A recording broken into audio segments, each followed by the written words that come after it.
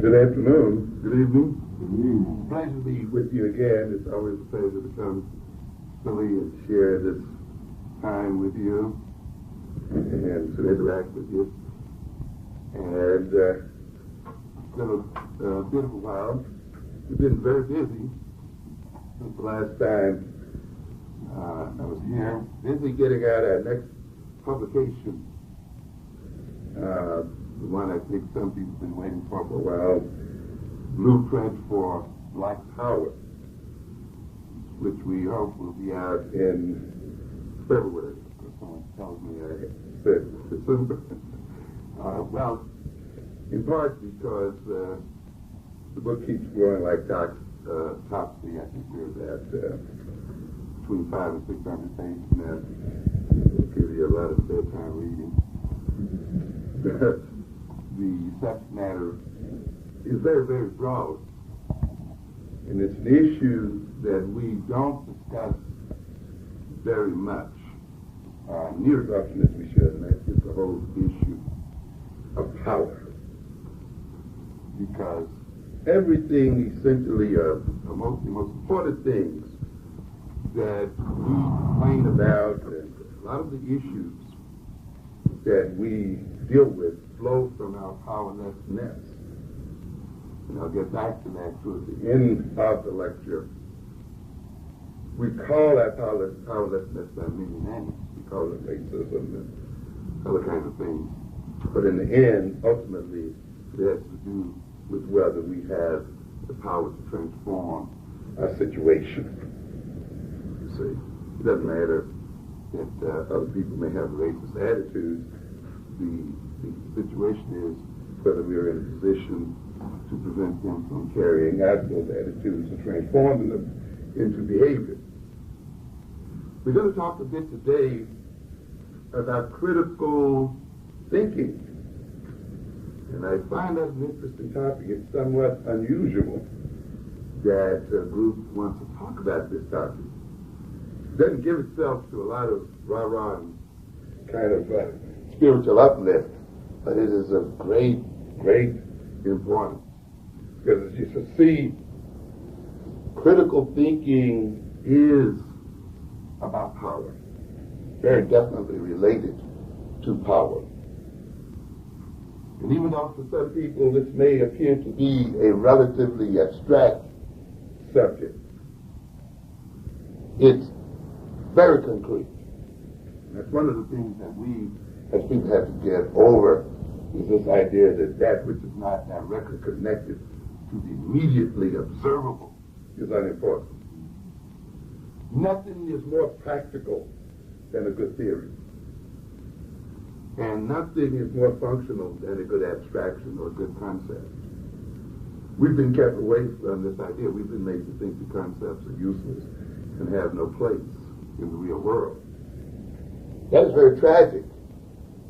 Because when we look and see who rules the world today, we see that those nations who concern themselves with theories and abstractions are the nations that are in control of it.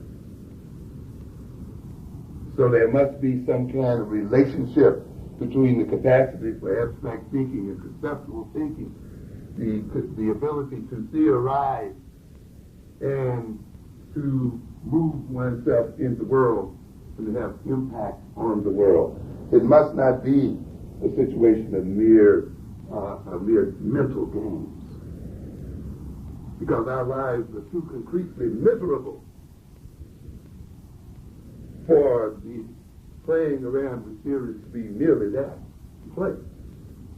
Apparently, theories of relativity, which creates the atomic bombs, but all these other things, must be very, very concrete and bring about very concrete results.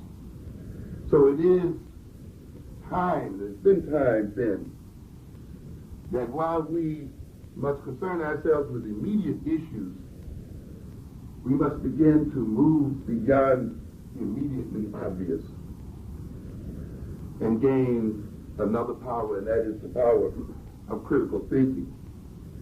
We'll look in a moment at some of our terms here related to critical thinking, of course, is the concept of critical analysis.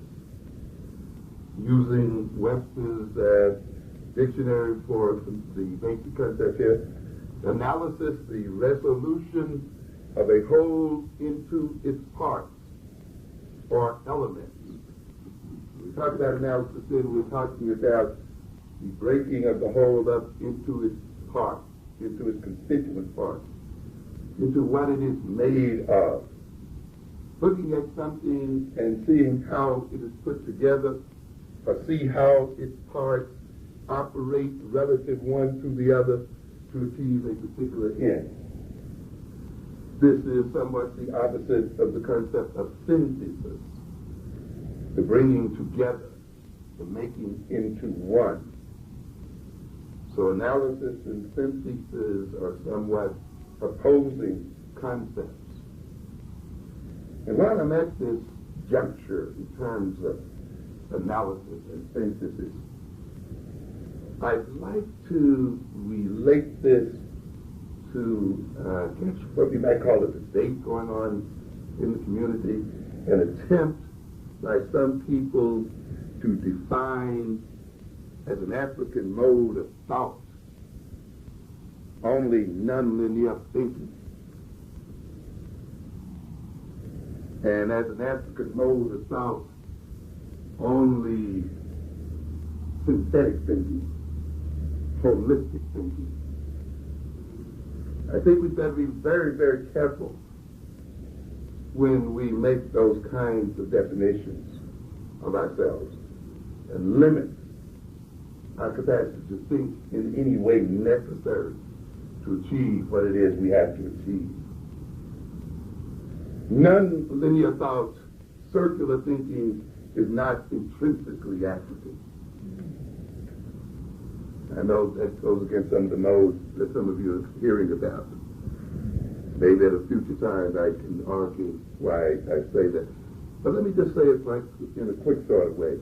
Many of you are used to the left brain, right brain analogies. And you're used to hearing the idea, which is supported by a good deal of information, that the right brain is holistic in its approach to the world, is intuitive, and grasps the world pretty much in an instant of time, and sees it in its whole relations and in its wholeness. It's spiritual, tends to be the emotional side of the brain, the sensual side of the brain, the synthetic side of the brain. However, the last time I checked, African people had two sides to their brain. Okay? And it strikes me then kind of strange that the Creator would give us a left and a right, and then tell us that to be African is to be intrinsically right-brained. Usually in nature, the Creator doesn't waste that kind of energy to give you a part of the body that is of no use to you. And so if African people have both the left and right side, then there must be a place for us using both sides of our head. So consequently, as we use the non-linear side, we must also use the linear side, the linear, the logical, the analytical, the one that breaks the whole into its parts, the linguistic side, the one that approaches the world through language, through concepts, through symbols. The left side that looks at the world with a bit of detachment, objectivity, with the ability sometimes to detach one's personal biases and personal emotional entanglements away from what's going on in the world, to begin to look at the world now from another point of view, to see it sometimes from a different angle. There is no reason why African people should deny themselves this capacity at all, because both capacities are needed to adapt to the world and to adapt the world to ourselves. Be very careful and not let white stereotypes of white people become wrapped up in kente cloth, where you end up wrapping the same stereotype up in an African traditional mode. And therefore you're in the same position, even though this time you feel satisfied because you think you're representing your intrinsic African nature. But when someone else, when the whites used to say, well, you can't think straight, you're illogical, you're irrational people, oh, we would get insulted. But then when someone comes along and says, well, you know, to be non-rational and non-linear and circular is intrinsically African, we're ready to accept the same position. We can think any way that is necessary. We should.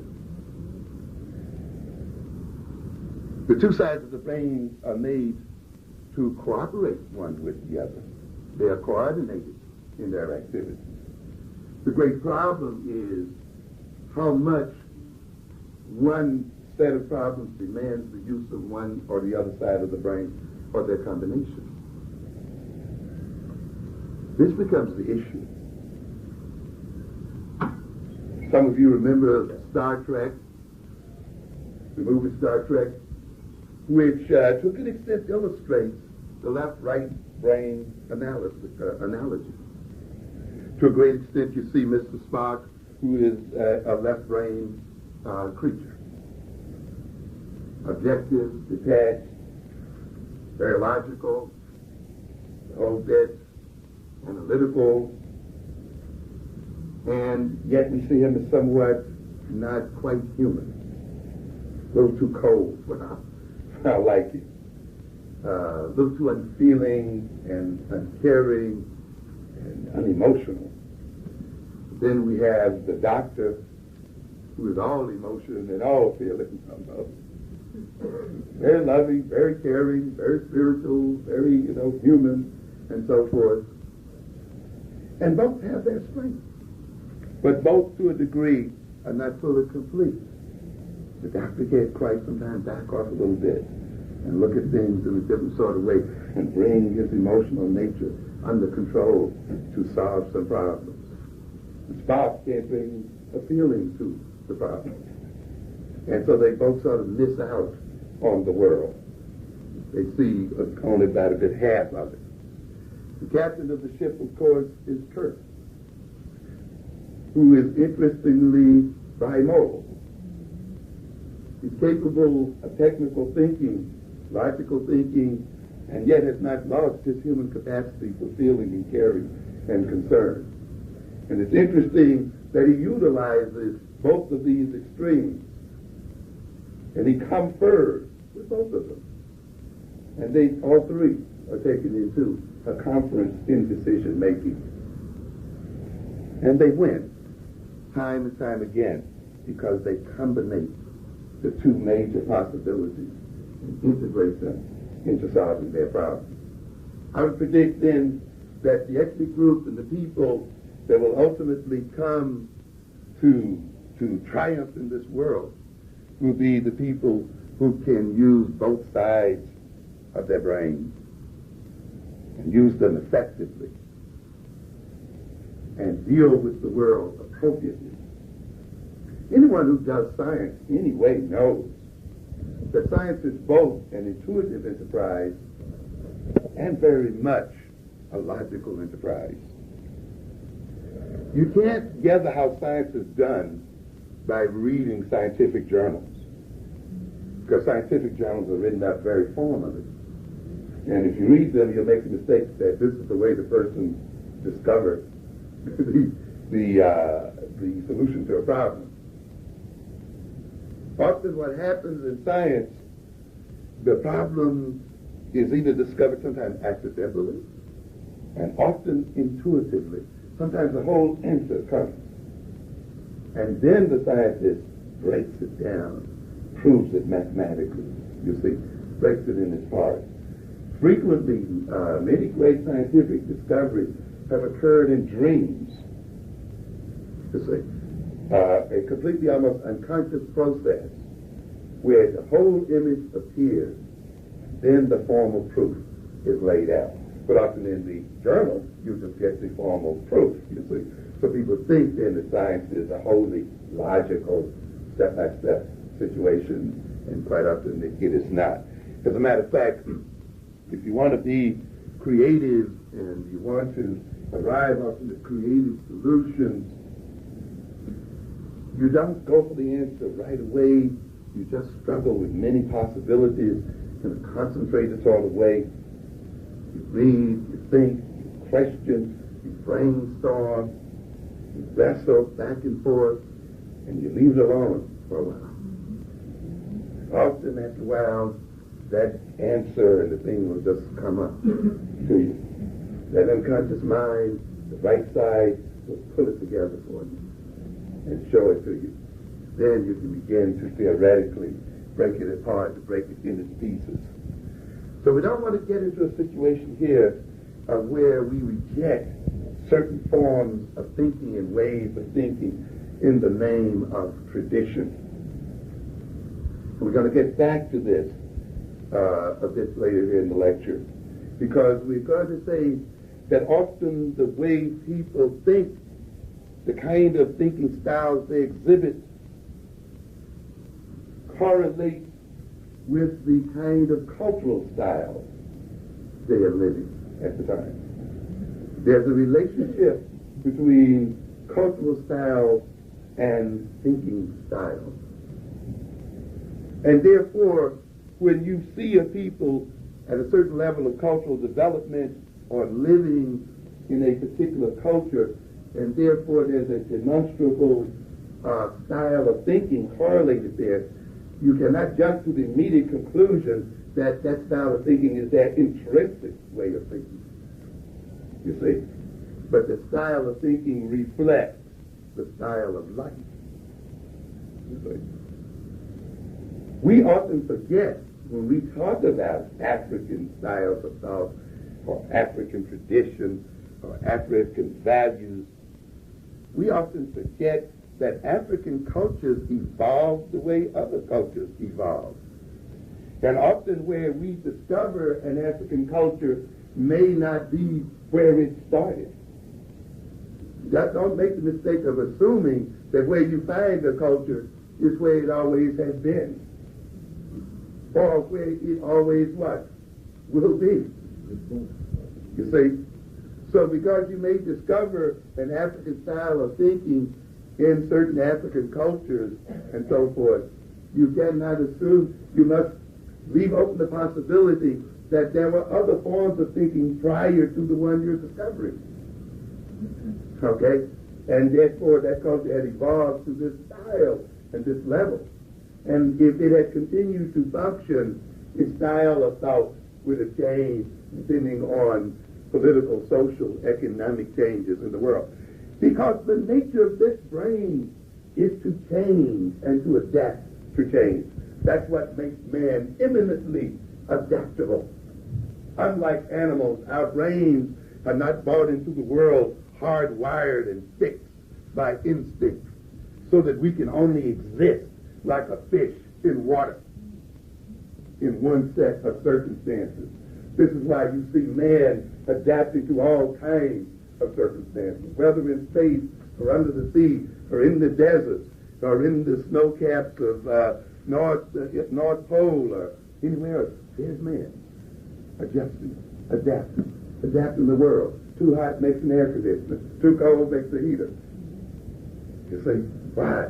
Because this brain is infinitely malleable and changeable. You see, and the African brain is second to none in its capacity to adapt and to change. So when we talk about analysis, we talk about a method of determining or describing the nature of a thing by resolving it into its parts, the process of resolving a problem into its first elements, investigation of the relations of variables. The machine is made of parts, but those parts have a definite set of relations one with the other. And it is the dynamics of the way those parts relate to each other, how they move relative to each other, or don't move relative to each other, that produces the work of the machine. And therefore, when we talk about an analysis, we are looking then at how a whole thing operates, how it produces what it does in terms of how the parts that make it up operate relative one to the other. When we talk about then the concept of critical, we're not just talking about critical in the sense that we use it daily, sometimes in terms of perhaps being negative in judgment. We're talking about it as disposed to judge and discriminate with care and precision based on principles and methods. One just does not criticize randomly, but one looks at something in terms of some basic principles or ideals or norms or values, or according to a particular logical set of approaches. When one is a critic, one judges anything in terms of a standard or criterion. In thinking we use the mind or intellect in exercising judgment, forming ideas, to engage in rational thought. Manipulation of mental representations. Sometimes people perform those manipulations consciously in order to reason, understand a situation, solve a problem, or make a decision. Let's think about thinking. Thinking. We think about things, don't we? We think about events. Which means then that we represent those events in our mind in some symbolic fashion, usually by names or by categories, by words, by relationships, you see. Because obviously we can't bring the world into our head. We have to represent the world. And we represent it then in terms of symbols. And when we think then, even though we are thinking about the world of concrete things and thinking about the world of concrete events, we are actually manipulating symbols, our symbols of the world, our words for the world. You see, the categories that we put things in. This is what we're manipulating. First there was the Word was God, the Word was with God. What is going on here? God, the Creator, creating the world, dealing with the world in terms of what? Symbols. Let there be light. There's an imagination of light, a vision of light before it comes into being. This building first appears in terms of ideas, not as a random throwing together of brick and mortar. As a result of symbolic activities in somebody's mind, symbolic activities between people talking, let's build a building, I'm not going to call it, nothing but what? Symbols, words. So man creates the world in a way similar to the Creator. First, creating it and dealing with it in terms of what? Symbols, and manipulating symbols and concepts. And I'm emphasizing this, so stay awake and hang in with me. I know this is not the usual, but it's very important. Remember, the people who rule this world rule it through concepts and words and symbols. As we should talk about in a minute, they intend for you to go to sleep when people start talking about words and symbols. They don't want you to be alive to them, because the symbols and the words are their sources of power. Just as we are saying about the Creator, the source of power was the use of the what? Word, of the symbol. Okay? As a rule of thumb, you can say wherever you see something being utilized across all cultures, then you must recognize that it is a vital part of human life. You will not find a culture that does not have a language. I don't care how primitive or what have you. When you find something present in all cultures, regardless of their nature, their religion, all this other stuff we talk about, then you can bet that this is something fundamental to human existence. That is then the word and the use of the word. The symbol and the use of the symbol is fundamental to human life and fundamental to human adaptation.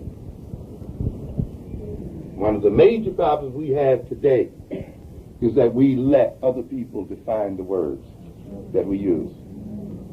We have not taken from them yet their power of definition. One of the major problems, as we may have a chance to talk about later, in terms of our children, that we have in the schools is a weakness of vocabulary, a weakness of word power. This is where it starts. You've heard me talk about the developmental psychology of the black child. You've heard me talk about the advanced development of our children and the fact that that development begins to falter at the point where words become the chief instruments for academic success. And at that point, you will see our children falling behind. You see, the further you move up in the educational process, the more and more important words become. The ability to write, the ability to comprehend through vocabulary, the ability to manipulate symbols, math, and all these scientific symbols and other symbols. The farther you go up, the more these things become the chief instruments. And therefore, people who do not gain power over these instruments are people who have problems in the academic setting. And often then, our style of life, for many of us, is one that does not leave us with a great deal of word power, and leaves many of us even fearing the word. We fear it so much, we don't want to even be seen with the book. You can see some of your young sons and daughters who wouldn't want their buddies to see them dead with a book in their hand. They fear more the word in books than anything else. Tragically, this has caused tremendous problems among our people. So when we talk about then thinking, we're talking about the manipulation of these mental representations to solve a problem, to understand a situation, to make a decision.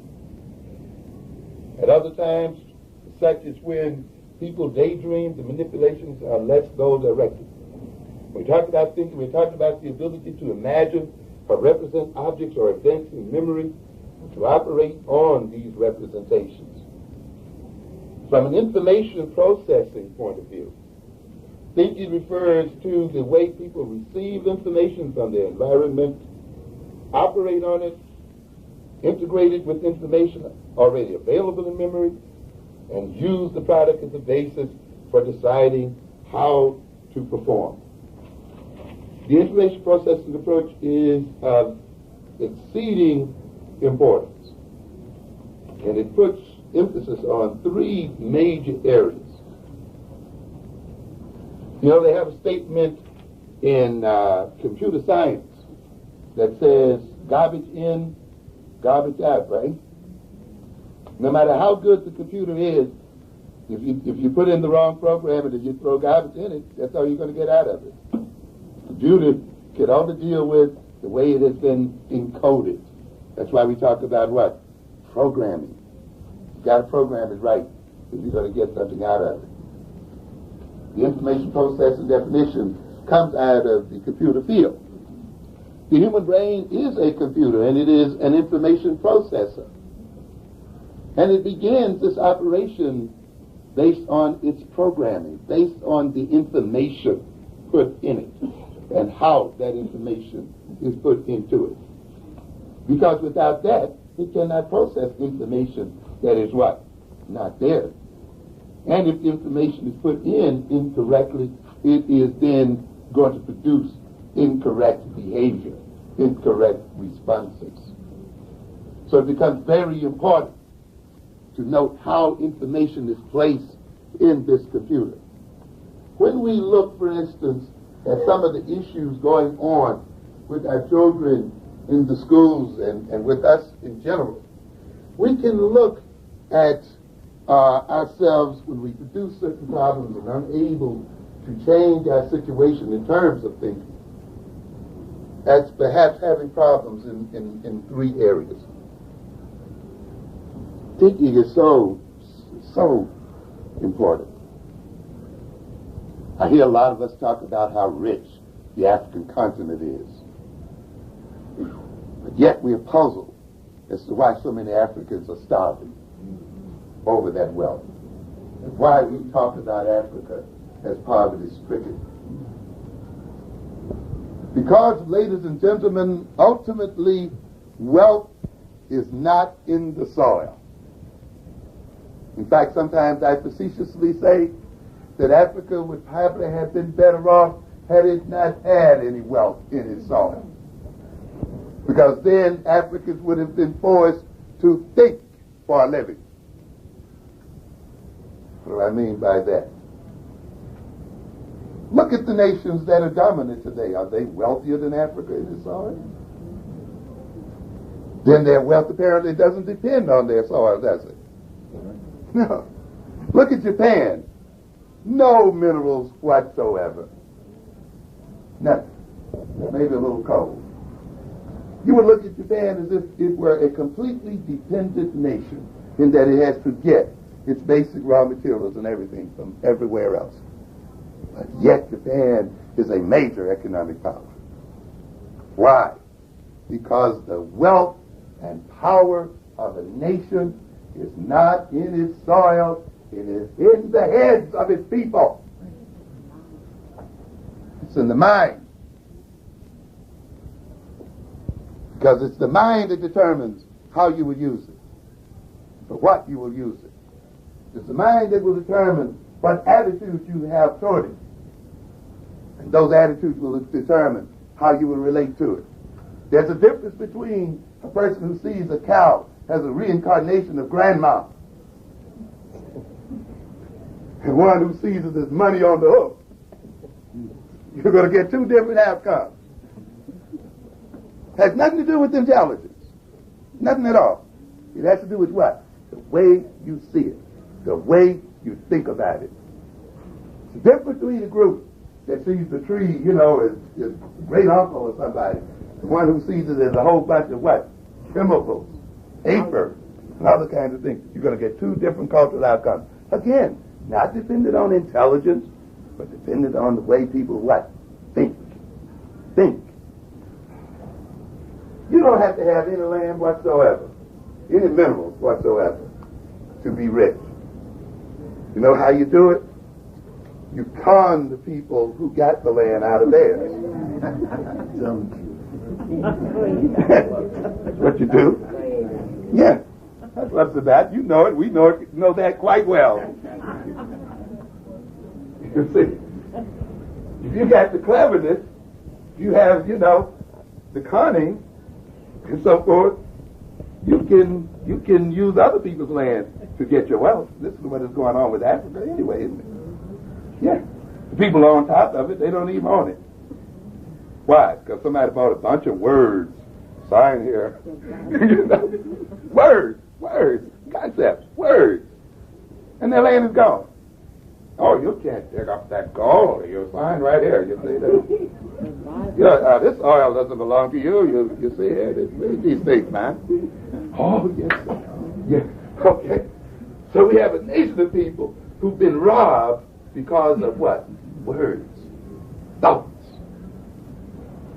I'm telling you, ladies and gentlemen, African people in America are being robbed for the same reasons. Sitting here with $300 billion in your pocket. And $300 billion is what you earn, not what you produce. you only get paid a fraction of what you produce. So if you're getting paid $300 billion, you must be producing well over $1 trillion of value. If Mike Tyson gets paid $20 million for one boxing match, that boxing match is worth $200 million. Where's the other $180 million?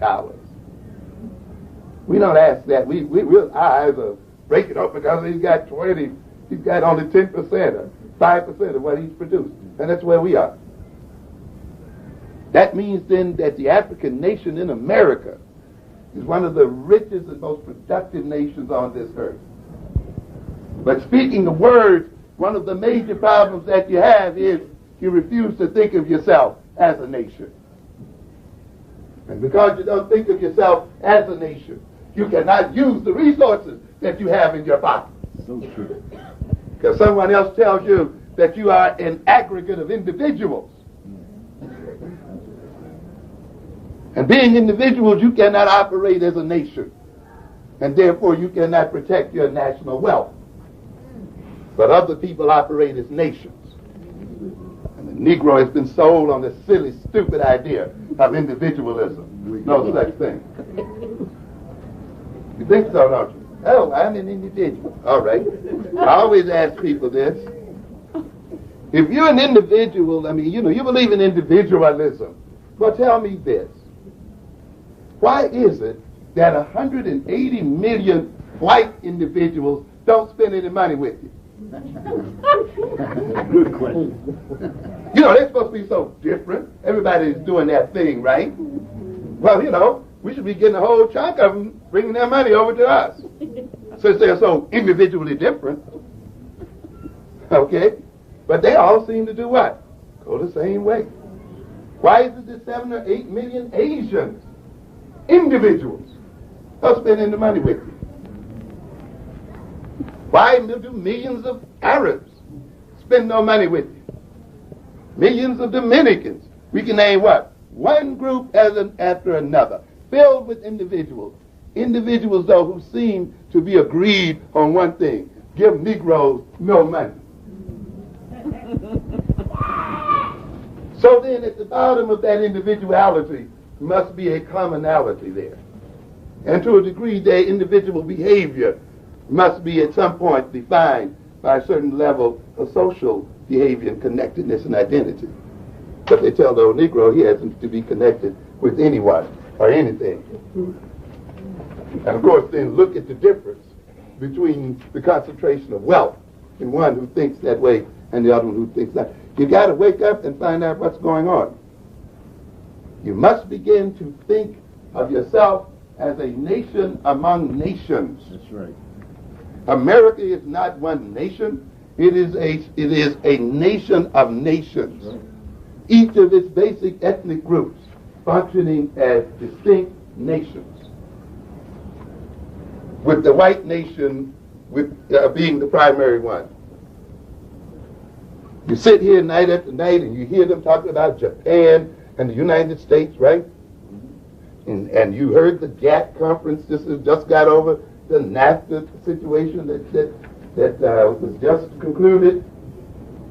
And you hear them talking about the idea that Japan comes into the American market, sells what it wills, earns tremendous amounts of wealth, repatriates that wealth back to Japan, and has a lot of foreign reserve to the point where maybe 8 out of 10 of the richest banks in the world are Japanese, filled with American money.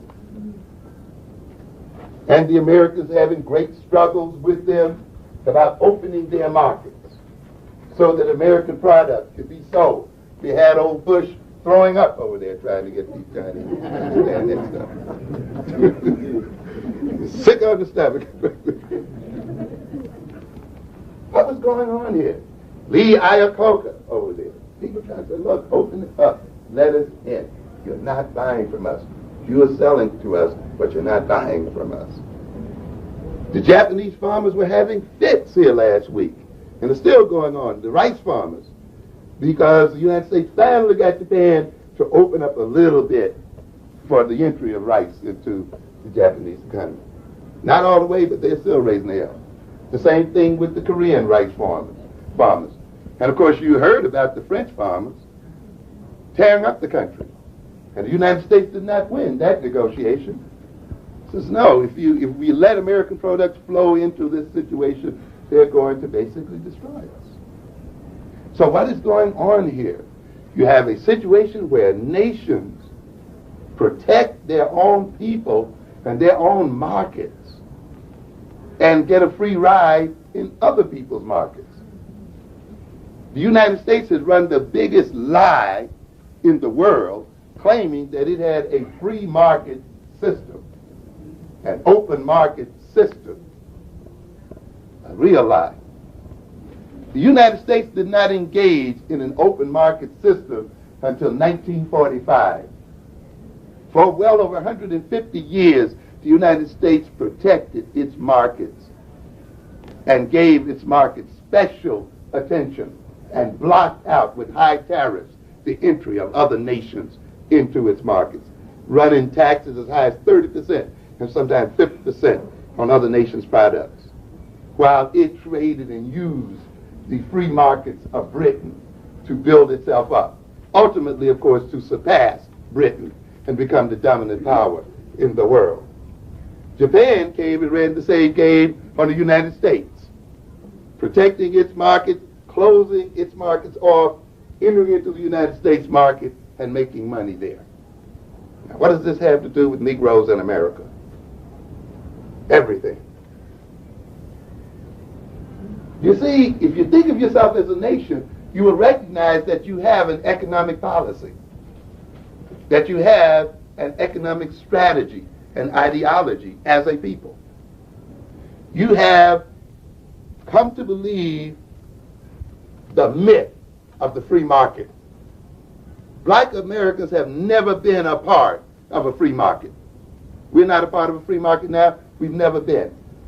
A free market means that you trade pure and exchange purely based on value, nothing else. Nobody cares who you are, where you from, you got the money, here it is. That's all. And you're judged purely objectively in terms of values. That's what a free market does. But as soon as someone looks at you and say you're black, I'm not going to say you're not in the free market. The market's no longer free.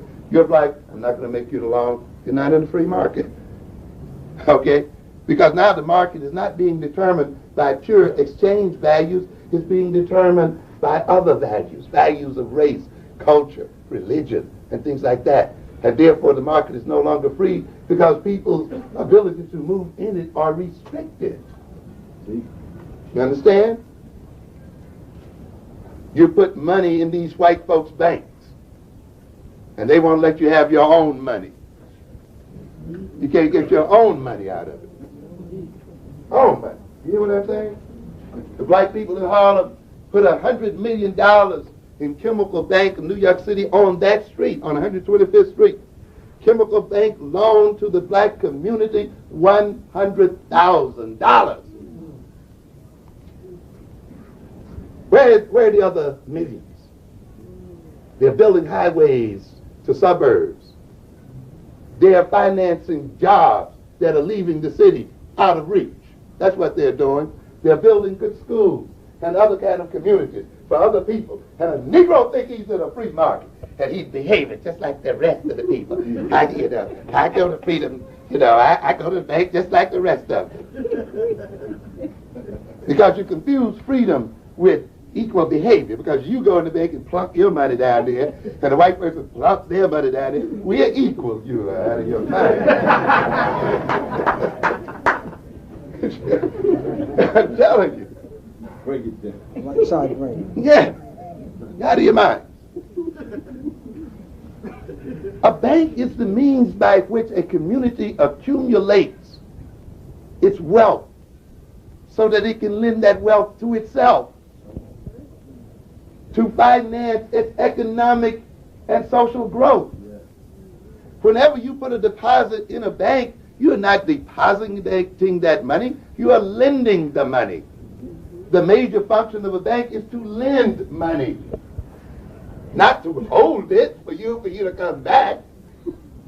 You think your money is still there? The federal government only requires that the bank holds maybe about 10 cents out of every dollar. The bank even creates money with the money that's given it, so that every $100 is worth $400 to the bank. It makes new money out of it. But you know, you're here learning this stupid economics, aren't you? Think you're getting an equal education. Forget about equal education. There's no such thing, man. It's pointless. You've got to learn what is relevant to you. And how you define a bank has got to be relevant to what you're getting at. A nation finances its economic growth through its savings. Just the way a family does. What do we save? What do we store it up? And you use that to build and grow, to create new jobs, you see, to loan to your business persons and so forth, to loan to your people who are developing real estate so that they can do what? Hire additional people and create a different quality of life. But when you put your money in a situation where you can't even go in and get it out, then that money is being used by other people and it's being used against you. Therefore, you cannot let another people have free access to your money if you intend to grow and benefit from your own money.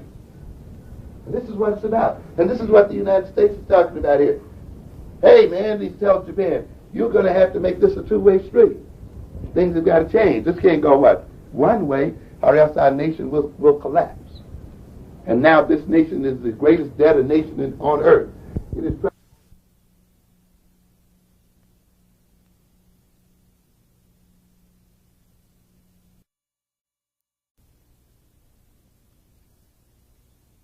This nation is the greatest debtor nation on earth. It is trying to wrestle with how the hell it's going to maintain the health of its people. It's hardly able to even pay to maintain the health of its population.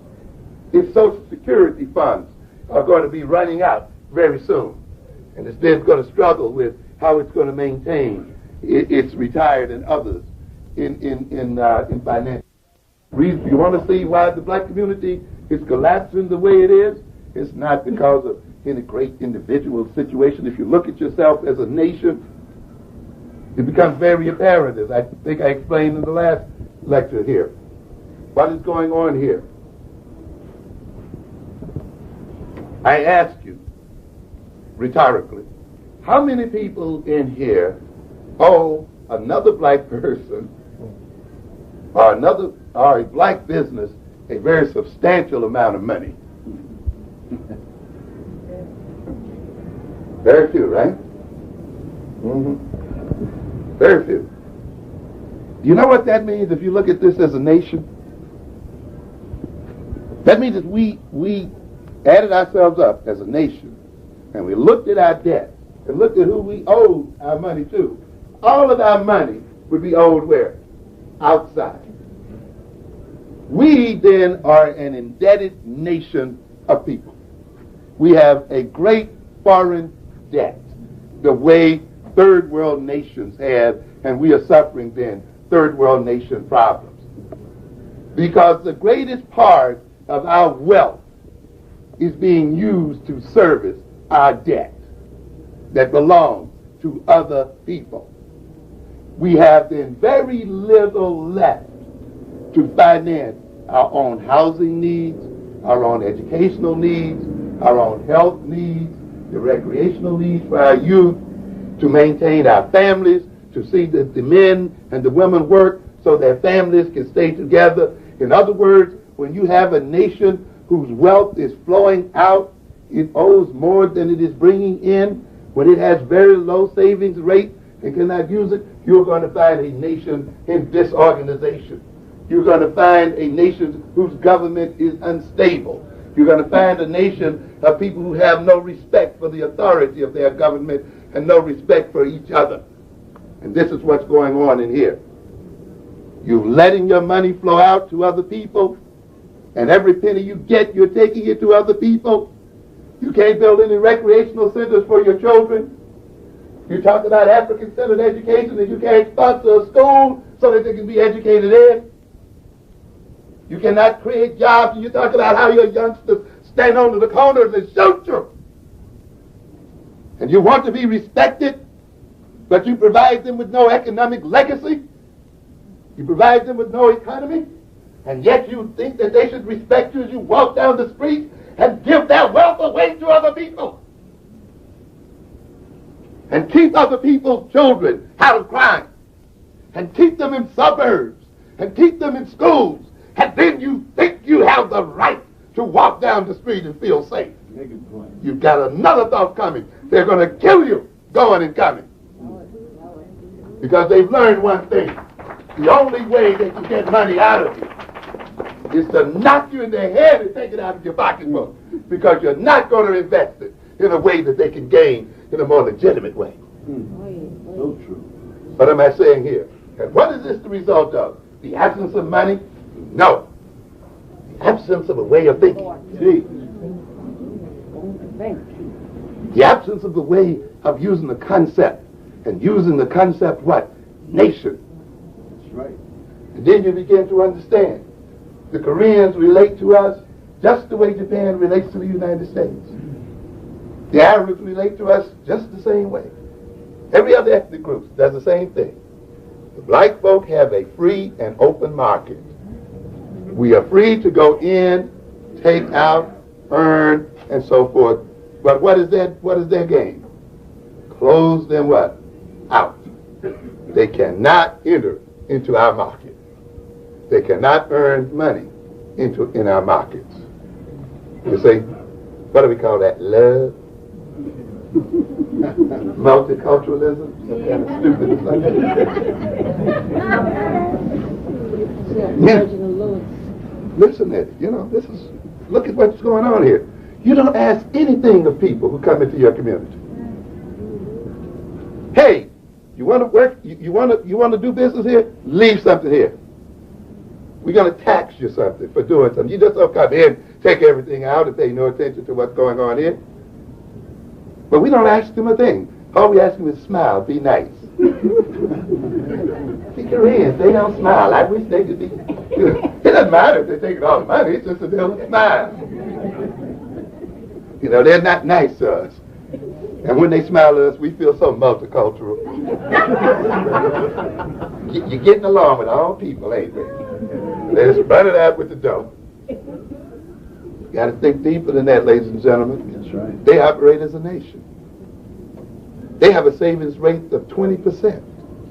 20 cents out of every dollar. And they keep it in their areas and for themselves. The Negro has a savings rate of 2 cents.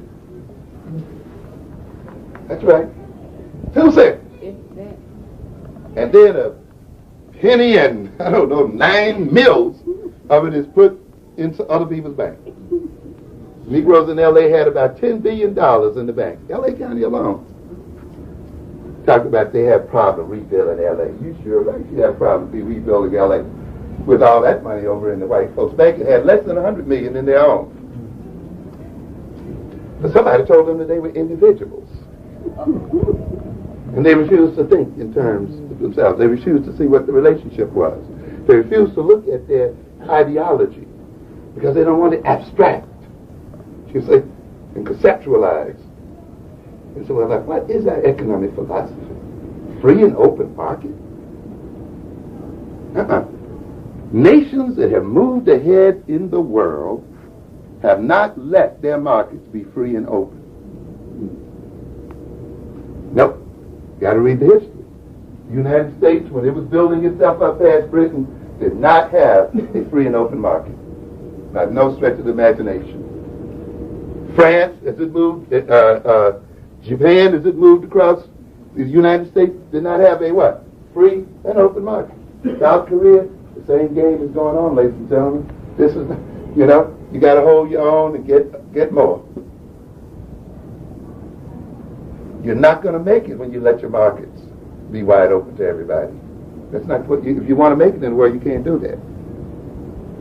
Nations and groups that have moved ahead provide what we call privileged access to resources, meaning that they provide resources to their own group that they don't provide to some other group. Okay? And of course, when you have that, you don't have a free market, right? You say, no, I'm going to spend my money here. I'm going to lend my money here. And you see the other groups doing that. White folk lending to white folk, Koreans lending to Koreans, Arabs lending to Arabs, and Negroes lending to everybody. And then we wonder why we can't get ahead, because everybody's got our money. Yes. You have to what? Limit access to your resources. This is how nations get ahead. Now, what has happened in America then is that the white nation has privileged access to resources and markets. It's got privileged access to white folks' money, since they won't let us have any of it, or much of it to count. And they then, because we put our monies in their banks, they have also privileged access to our money. Okay? They also then have privileged access to the white consumer, since that consumer is not spending any money to us, with us, you see. So they got that money. The cute thing about it is, they also got us. And so the poor black business person has basically no market at all. Neither the white market or what? His own market. Are you hanging in with me? Are you with me here now? Yeah. We're trying to move this discourse up to another level. If you want to change this stuff here, man, you got to move up. You got to change your discourse and move your thinking around. You understand? You got to change it up. You got to think in different ways. Take a whole different approach to the way you're doing it. Yeah. I give an example in the forthcoming book.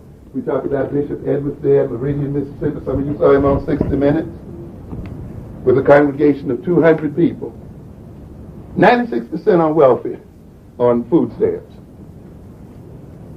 What does that mean? He had only 8 people in the congregation who weren't on food stamps. What did he tell them one day? You don't have to live this way. You don't have to be this way.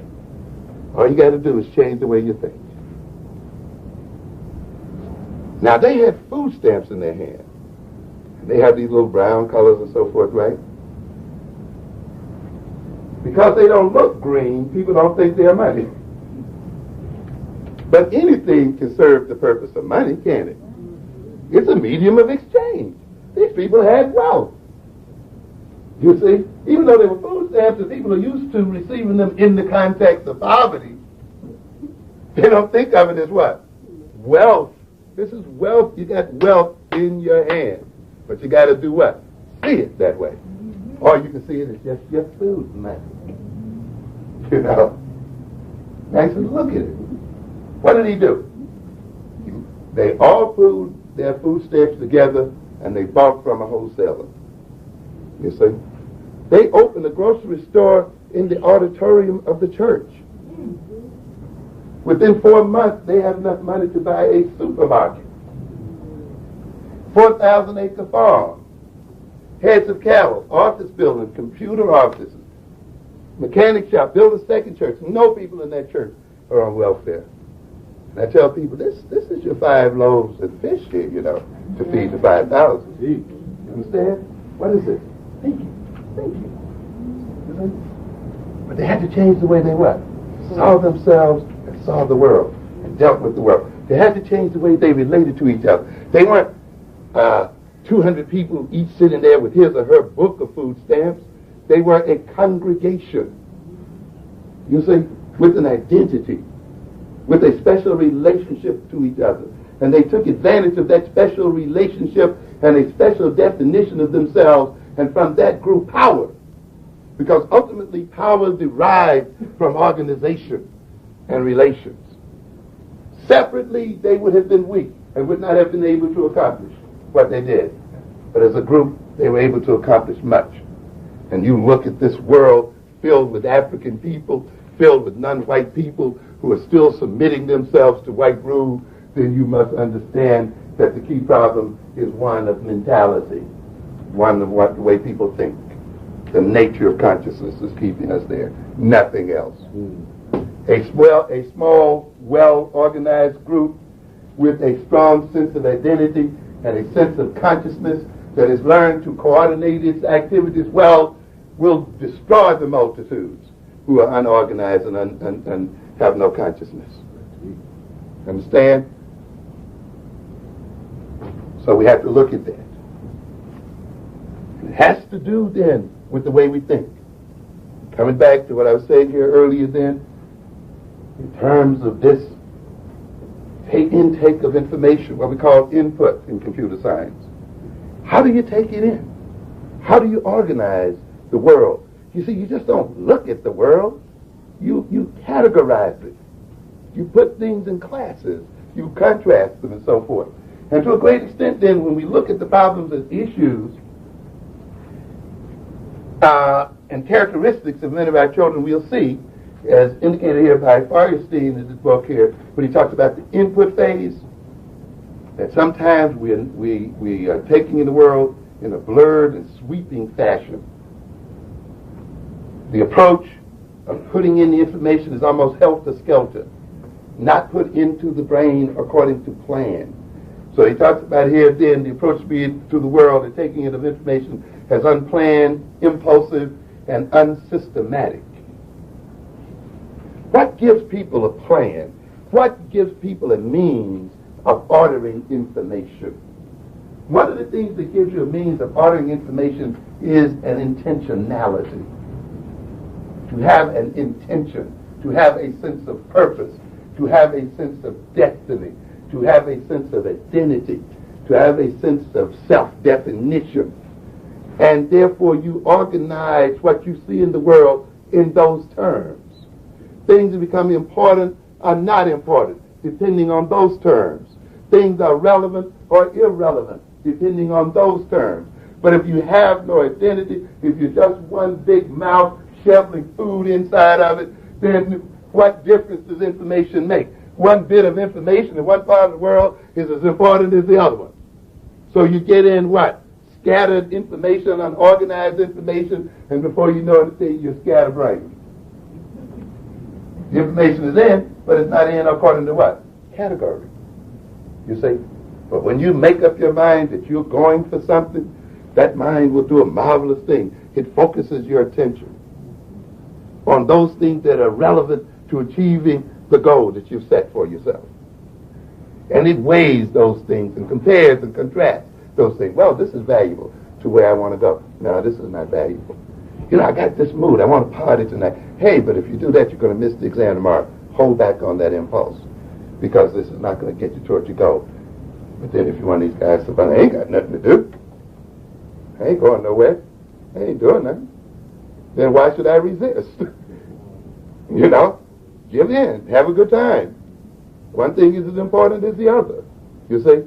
And therefore, people who don't have long-term purposes and long-term goals, missions, and so forth, are people who are open to distractible behavior, whose mind, who have short concentration spans, who are unable to see the value of the knowledge that they're getting because they don't see where it fits in their lives.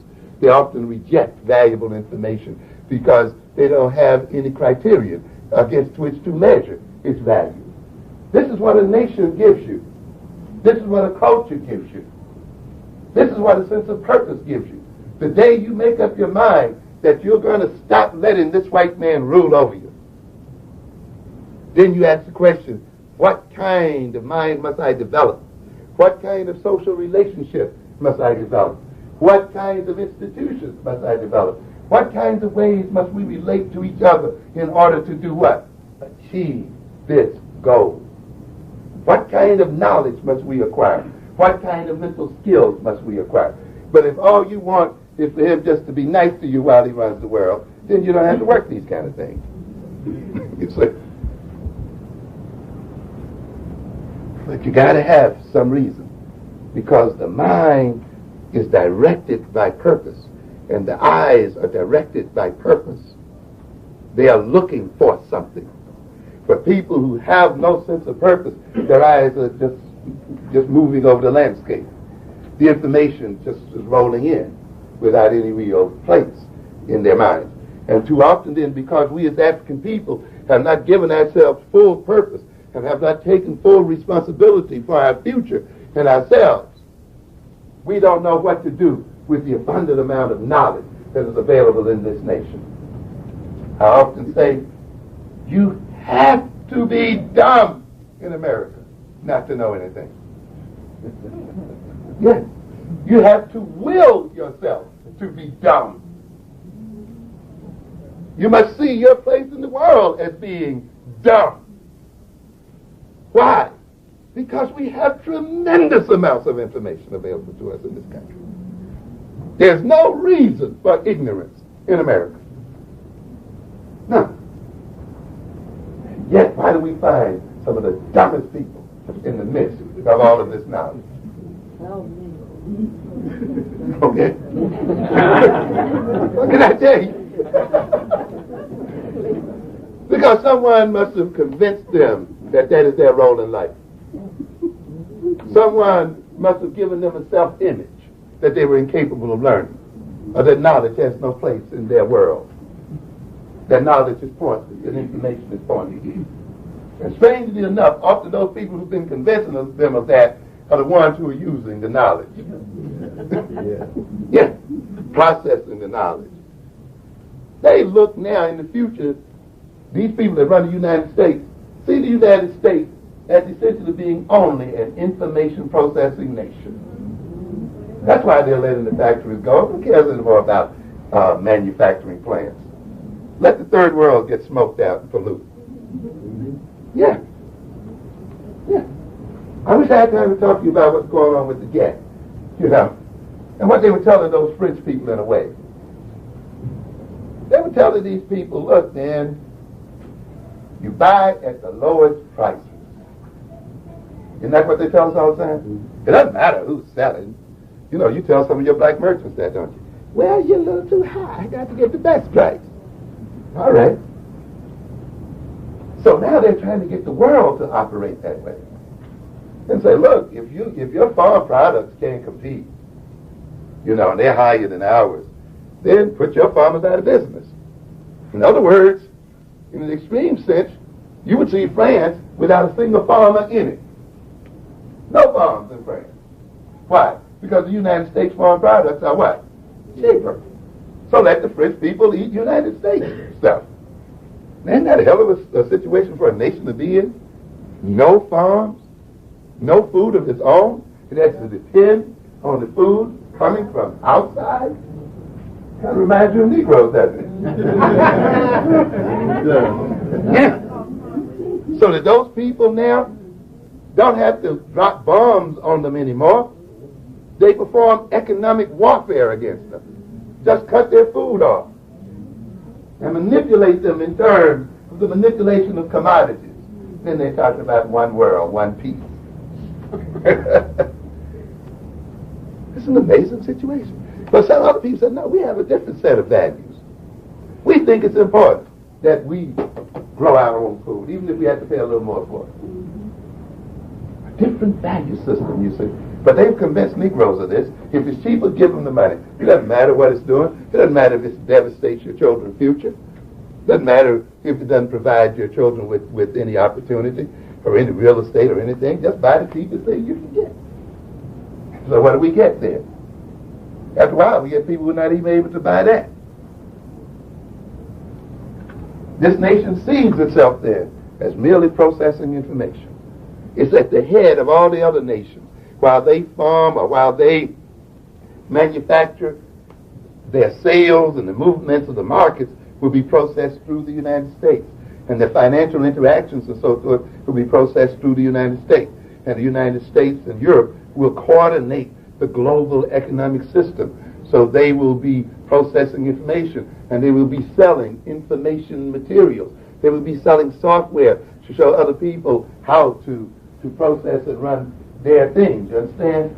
This is going to leave the Negro behind because he's still highly concentrated in manufacturing jobs and other kinds of jobs. Yeah. Well, okay, we'll talk about that next time. Take your time. So to a great extent, you see, a lot of the problem then in our children and in ourselves is an unsystematic intake of information. And that unsystematic intake of information means an unsystematic storage of information. It means often taking in a lot of irrelevant information. We've been made to think of education as an accumulation of knowledge without asking the question, knowledge for what? Skills for what? To what end? What are you going to do with it? Just stack it up in your head, leave it there? Or is it there to work for white folks? What happens when they run out of that job? As they're doing. Why are you still sitting here thinking that all you need is education and there's a job waiting for you? There's a surprise waiting for you, buddy. I'm telling you, this country is not in a position to continue to supply black people with jobs. It's hardly in a position to supply its own people with jobs.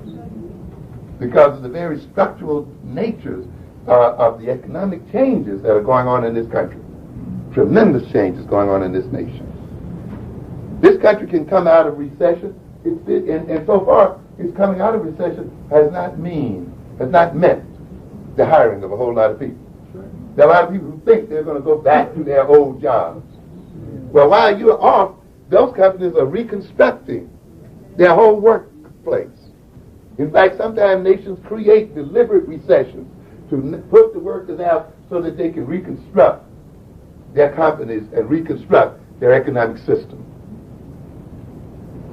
It means, African ladies and gentlemen, you're on your own. We're going to have to do it for ourselves. We're going to have to operate for ourselves and not at all. And you can see this nation does not intend to integrate us into its system, where they can sit up and dedicate $22 billion to a so-called crime bill, to build 10 new federal prisons. Okay? That means it's making room to lock up more black folks. That's right. Yeah.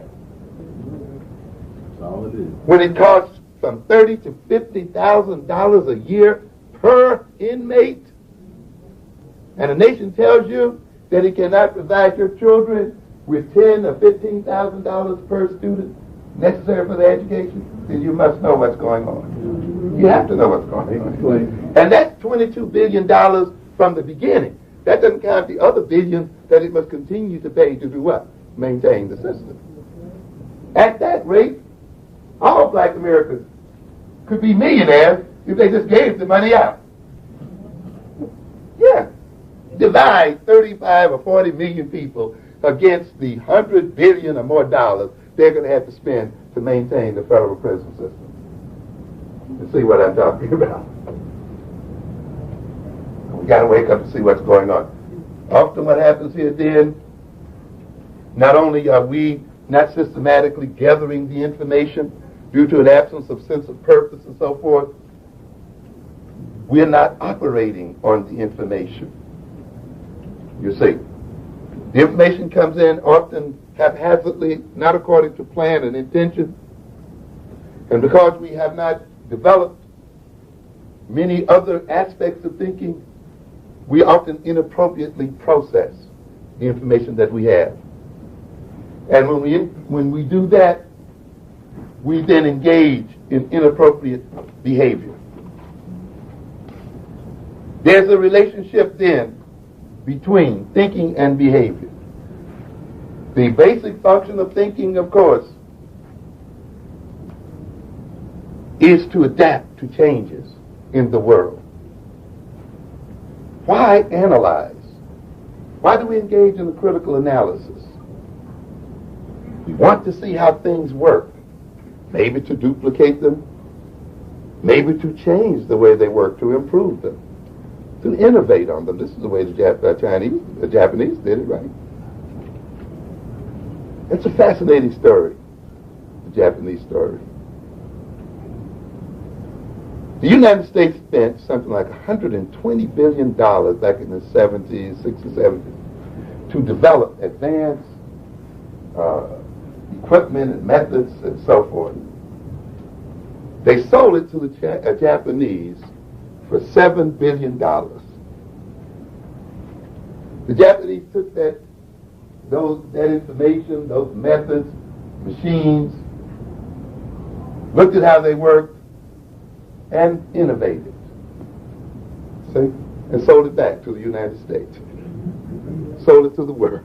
The United States, in a sense, financed its own demise. The way black people are financing our own demise. Same game. Yeah. The Japanese told them, you want to get access to our market? Yes, we want to sell to the Japanese. That's what we want to do. Okay, we want to sell semiconductors, very important to computers, right? The United States had, up until, about in 1976, 78 or so, they were selling 85% of the semiconductors. They had all the equipment. The Japanese said, look, man, we'll let you get to us, but you got to give us the licenses for your semiconductor machinery. You know? Give us the license so that we can make it and use it, and let us buy the machinery. Well, within 8 years, the whole equation had flipped completely over. The Japanese had about 90% of the market and had all of the advanced semiconductor making equipment. The United States industries were complaining because the Japanese would not sell them the equipment. The United States Army and armed forces was dependent on the Japanese to make those missiles that they use over in the Middle East and so forth. You understand what I'm talking about here? This is the game. This is the game of nations. If you're ready to deal, you're going to have to play the game of nations here. People using their minds. Through analysis, the Japanese then were able to adapt to their economic inferiority and change the nature of their economic inferiority.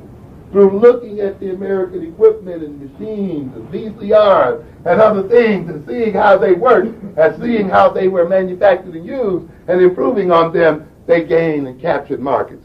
So you hardly have a U.S. manufacturer in the business in some of these businesses today. Why? Through what? Analysis.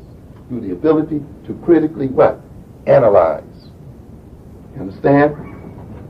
This is why when you go to these colleges and universities, you can't sit here and learn what these white boys are teaching you by rote because you want a job.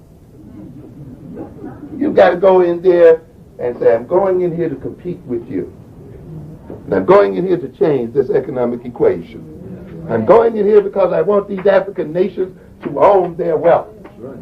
I'm going in here because I'm tired of you ruling me and dominating me. We're going to change the power relationships in the world. And you know what? I'm going to let you be so arrogant, you're going to tell me everything you know. Because you think that I'm sitting here to be your servant, and I'm going to let you think. Okay? But in the meanwhile, I'm going to be examining closely and analyzing closely how you do it, why you do it, how you put together, how you function, so that I can work with you in the future and jam you up and deal with it. Yeah. Yeah. Yeah. But if you're going in there to be a servant, you say, just to qualify, you're not going to get it. You can always be a servant. You saw Time magazine about 3 weeks ago. Angry, successful Negroes. Try to warn them. You think you're getting something. You ain't getting nothing but a lot of frustration. Because you went in there for the wrong reason. Well, I got my MBA from Harvard and Penn University or whatever we got it from. And they still treat me like a dog. Well, what'd you expect? You know? Why do you seek power? Why do you seek wealth? You seek it because it gives you special advantages. Otherwise, why go after it? What's the point if it doesn't give you what? An advantage. Huh? If everybody's got the same exact power, then why pursue it? You see? So therefore, people who have power because it serves them. And it serves them to an advantage over other people. And you think, out of brotherly love, they're going to hand it over to you. Yeah, out of your mind. Yeah, out of your mind.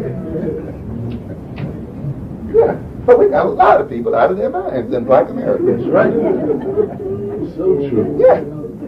Who think out of some old smarmy, sweet, sickly thing called love, people are going to hand you something that, that provides them with prestige and self-esteem and power and all these other things in the world. They're just going to hand it over to you because they love you. You got to be crazy. Out of their mind. Yeah. But we got a lot of people out of their minds in Black America. That's right. So true. Yeah. They got some old smarmy, sweet, sickly thing called love. People are going to hand you something that, that provides them with prestige and self-esteem and power and all these other things in the world. They're just going to hand it over to you because they love you. It's got to be crazy. This doesn't happen that way in the real world, ladies and gentlemen. It doesn't happen that way. Four sources of power in a nation. Ideological power, power of ideas and values, what people believe. Economic power, the control over resources and so forth. Military power, and political power.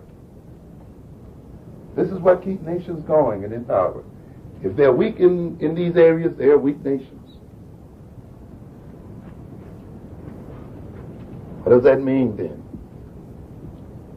And the ideological power is the key to the whole deal.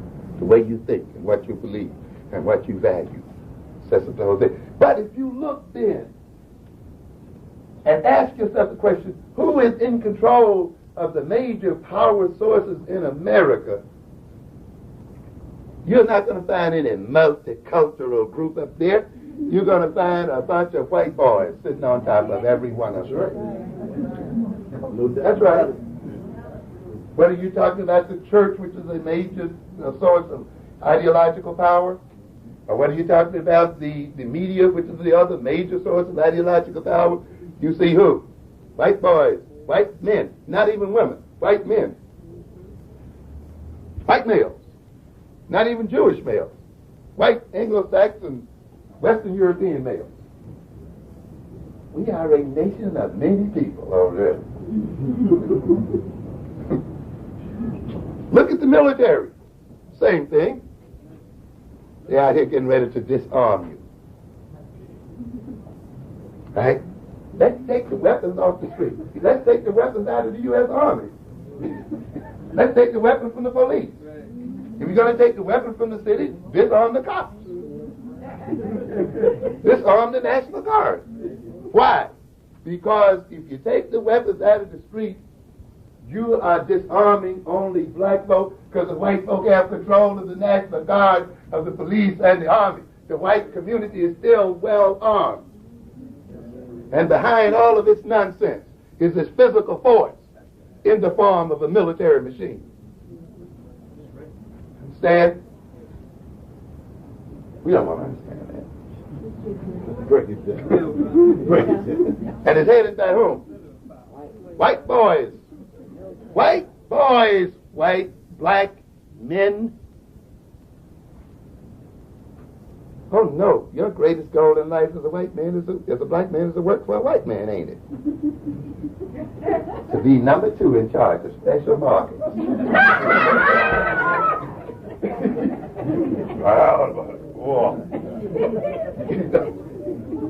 No group of self-respecting men ever wants to be the servant of another group of men.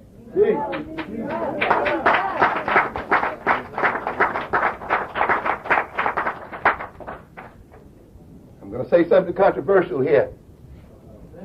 The major problem in the black community is not black male-female relations. The major problem in this country is black male-male relations. I tell it. Because if you can get it together and end this white boy's life, this white boy's power over your life, and learn to operate as a team of people, and operate as a team of men, and decide you're going to break the power of white men to run the lives of black men, you can make life better for your women. And you can make life better for your children. Yes. But you're sitting down here killing each other because you're too cowardly yet to undertake the mission to remove the true source of your frustration. Which is like male. Yes. And this is the thing that scared these white folk this week up there on that train. Because black men have made a secret contract with white men that even though we are frustrated by white men, we won't kill them, we'll kill each other. And now they're afraid that the contract is up. That instead of displaced aggression, as I talk about in black-on-black violence, where one displaces the aggression away from the true source of frustration onto something else, that at last we might be catching on that we need to change the object of our aggression. And I told you in black-on-black that the whole of this social order is dependent on black folk. It defines itself in terms of us. And how we behave determines the nature of the whole social order. That's it. And when we decide to stop killing each other, and when we start acting together as teams, other than playing basketball and football, they're throwing balls around against the balls. All right? I'm done. This will change the social order of America. Yes. Because the whole social order is dependent on black men seeing each other as the primary enemy. We save them by looking at each other this way. We preserve their power by doing it this way. As soon as we end it this way, you'll see some things. That's why they're as afraid of the Muslims than anyone else. Why? They're not killing the white folks, but what? They're relating to each other what? In a different sort of way. They're courteous. Right? And whites are still what? Right. You think, now this game is not about ending the violence. It's about ultimately trying to socialize black people in a way that maintains the structure of the social order. The economic system is the key instrument of white power. And it is through the economic system that the whole of the American society is ordered. You know, what kind of work do you do? Well, I'm a street sweeper. Bye. See you later. What do you do? Well, I'm a Xerox. Oh, well, let's talk. You know, what? We have what? Class order, social power, everything depending on how this system allocates wealth. Whether it gives us access to wealth or what? Cuts us off from wealth. How much of it or how little of it. And people go to work because of the way what? We're paid and how we are paid. And we get educated, we dress, we eat in terms of what? The way the economic system has organized itself. So the white boys sit on top of the system and manipulate the social order. You see? So you think they're going to just hand that over to you? You got to find a way of what? Penetrating it, changing it, working it. Are you with me so far here? All right. We got to move it. We got to move it on another plane. But that requires what? Thinking in a different sort of way, analyzing in a different sort of way. You can't get away by just calling it racism. That's not a good enough tool of analysis. You know? If we could stop the hate. Yeah. Hate has little to do with it. So they stop hating you. They still own the big house. And they still have the power that goes with it. You know what I mean? But, you know, we're willing for them to own everything as long as they treat us nice. And that's the way it works. I guess that's what the deal is. Yes. Problem solving, then. To analyze is to solve problems. To analyze to even find out what the problem is. Got a lot of Negroes around here who don't think they even dominate. I don't think. You know, they can't even see their oppression. You know, here they are dependent on, with their very lives, dependent on the goodwill of another people. They know they're not dominating. You know, the other people got all the military, control of the economic system. Their very lives in the palm of your hand. You're talking about you're not dominated. Okay? Getting up, going to work according to their schedule. Okay. Wearing the clothes they tell you to wear. Yeah. Talking the way they tell you to talk. Walk the way they tell you to walk. I'm not dominated. Oh, that's real domination. When you can't see it, that's the best kind. That's the most powerful kind of domination. Why do they not see it? Because they have not developed the tools of analysis to be able to see it. and to discover the problem. I ain't got no problem. What problem? You see, you gotta have a way of thinking to see, weighing and evaluating towards some end. This is what you're doing when you're looking into toward analysis. You want to repair something? You look through it. You weigh it. You evaluate it toward the end of repairing it. So thinking is related to behavior, because people behave in line often with their thinking. And therefore, if you want to control behavior, you control the way of people think. You control their capacity to manipulate symbols, as we were talking about earlier. Their capacity to name the world, to categorize the world, and to work with those categories. You eliminate their capacity of desire to call themselves a nation. And then using that concept of the nation, begin to transform their economic and political relationships with the world. Make them buy the idea that they're all individuals, disconnected one from the other, and the greatest thing in the world is for them to pursue their own interests without regard to the interests of the other people. And tell them that's American, and that's what made this society as great as it is. How great is it for you anyway? You know, we are a great country. Yeah, right. Who? For whom? Critical thinking leads to creative thinking. You see, to the development of strategy and tactics. And out of strategy and tactics come power. People with strategies can defeat powerful armies. The Vietnamese, with strategy and tactics, went up against the mighty United States and humiliated it. And it has not yet gotten over the trauma of the Vietnam War. It'll take them, I don't know how many centuries before they can get over the shame that was laid on them. Why? Because of the way the Vietnamese organized their warfare. You see, and organized their tactics. And so against a power that you would think on the surface was overwhelming in its nature, they still destroyed it.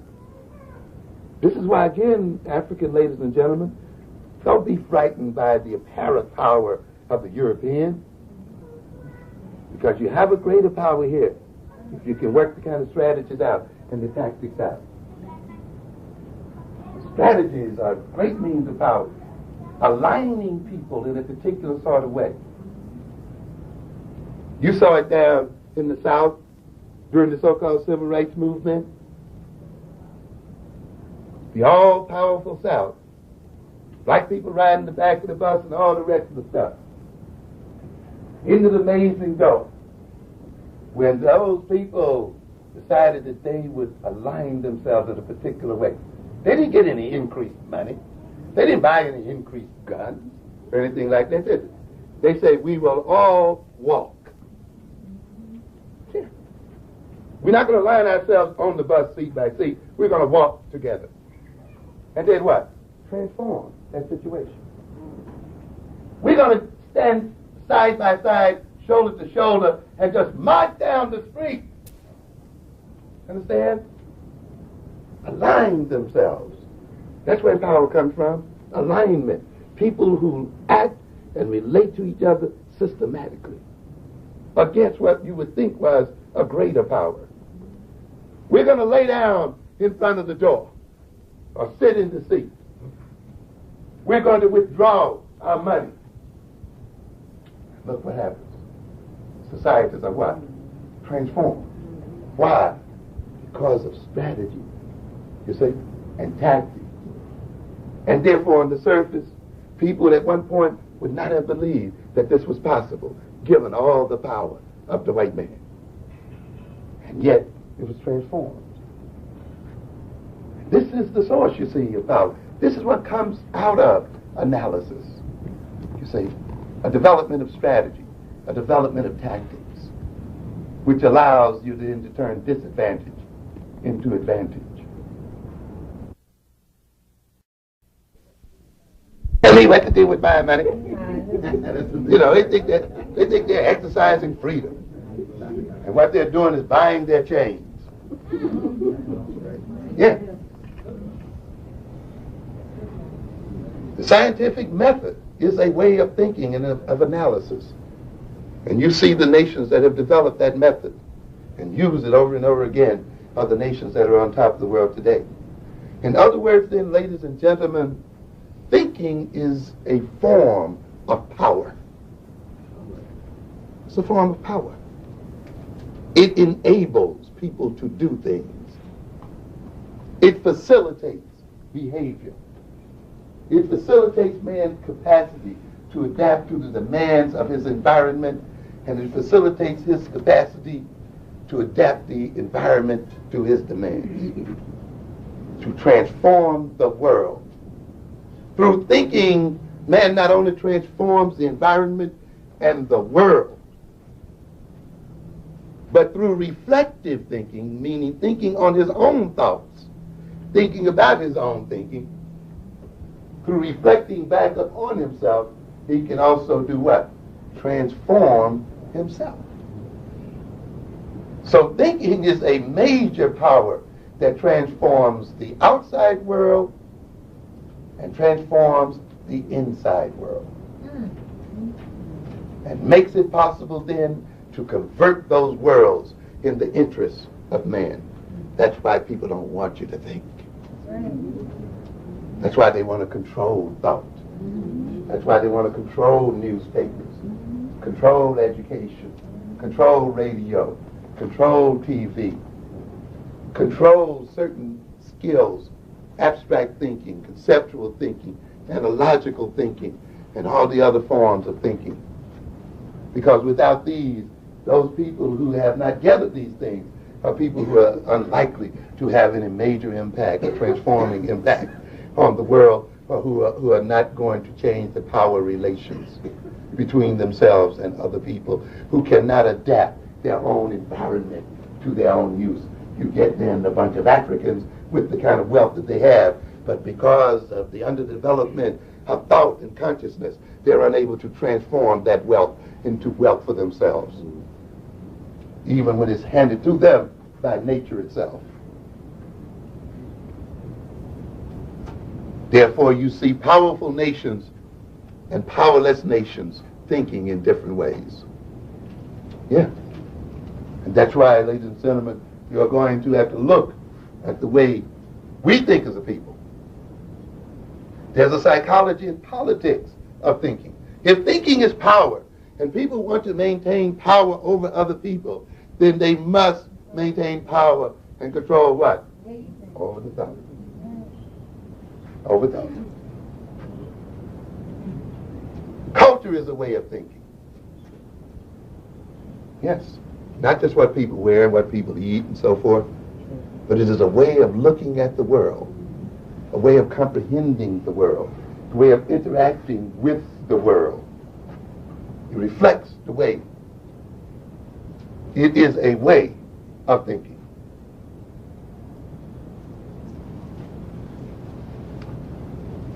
That's why I said earlier, you see,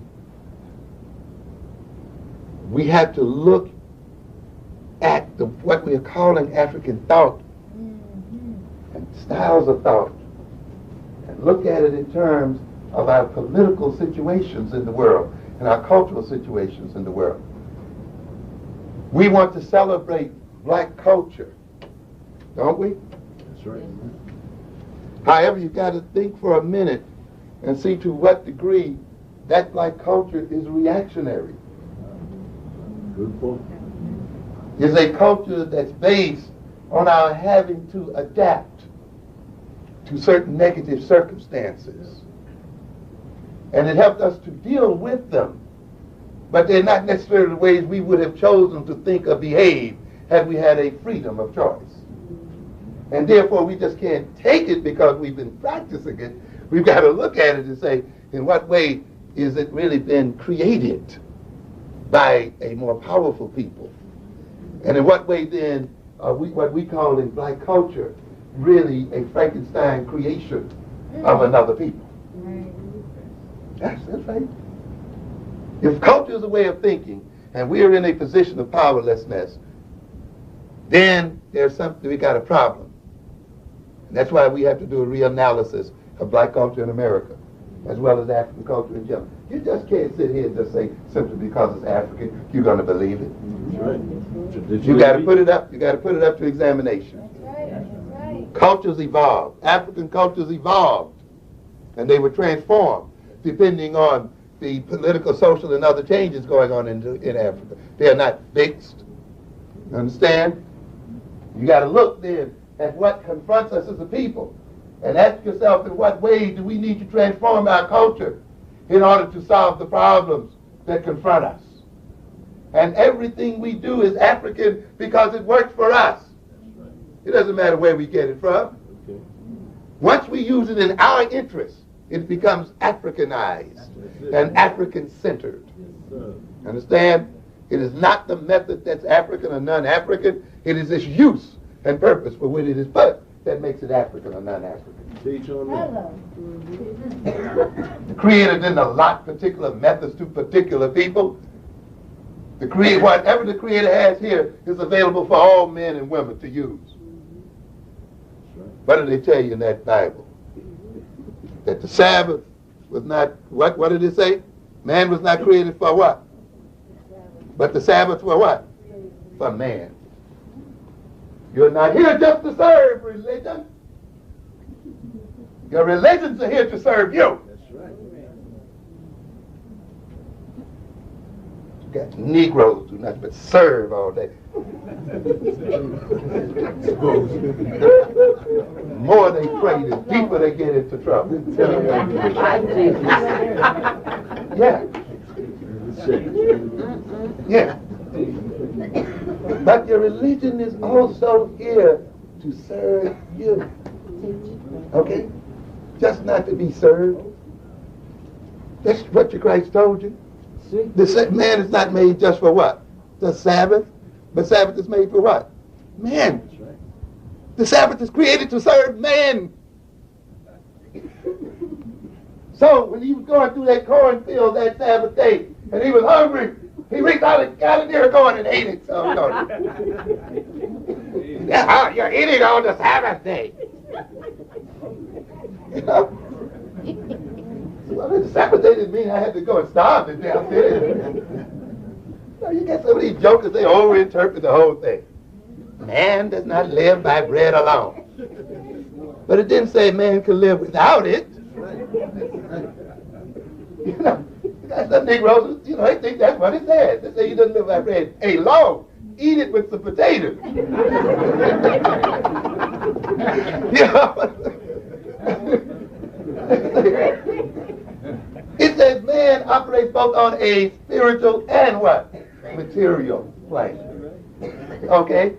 And while he must serve his spirit, and while he is part spirit, he's also physical and part material as well. And both, the needs of both must be what? Met. Yes. But we get some jokers in these whites love, they give you that living not bread alone bit. You see? So that you confuse living in poverty with virtue. I'm poor but proud. You don't think you have any right to God's abundance. Yeah. This is the kind of theology that's left in the black church. Lincoln's son. Yeah. Lincoln's son. I've told you again and again that the major problem that's occurring in this black community is the result of good church-going, law-abiding Negroes. What'd you say? All right? Why? Because they have a theology that they inherited it from somebody and they haven't looked at it. They believe absolutely in moral ideas without questioning their relevance, a relative nature, you see. And asking, for whom does this moral behavior work? To whose benefit? Yeah, you don't ask that though. We don't ask that. We just say, be good, for goodness sake. And produce more evil than the law allows. What's going on? What's going on here? Salad. I belong to the church. I have nothing to do with politics. All moral behavior is political. That's right. Whenever you decide to behave in a particular way, you are making a political decision. For sure. That's right. You're behaving in a way that benefits somebody and works against the interests of others. I don't care how good you think you are. It still has an effect on the world. Every moral decision is an economic decision. Yes. If you decide to wear only white, the people who are selling colors are in trouble with you. If that's what your moral religion demands, right? Says only wear white. Good. Okay, there's no problem with that. But you also, in following that moral rule, have made a what? An economic decision. Those people who sell multicultural clothes don't have you for a customer. You don't get it. You see what I'm saying? So the idea that you can obey a moral rule and not have any political, economic effect on the world is crazy. But we are taught that kind of thing as African people. That we can engage in moral behavior and not have political and economic effects. And therefore we're so busy praying and being moral, not realizing that that behavior is having the political and economic effect of economically impoverishing the black community. I don't see color. They got you going with that one. You think you're holy. You think you're holy when you don't look at color. Even though God gave you an eyeball that is based on what? Color.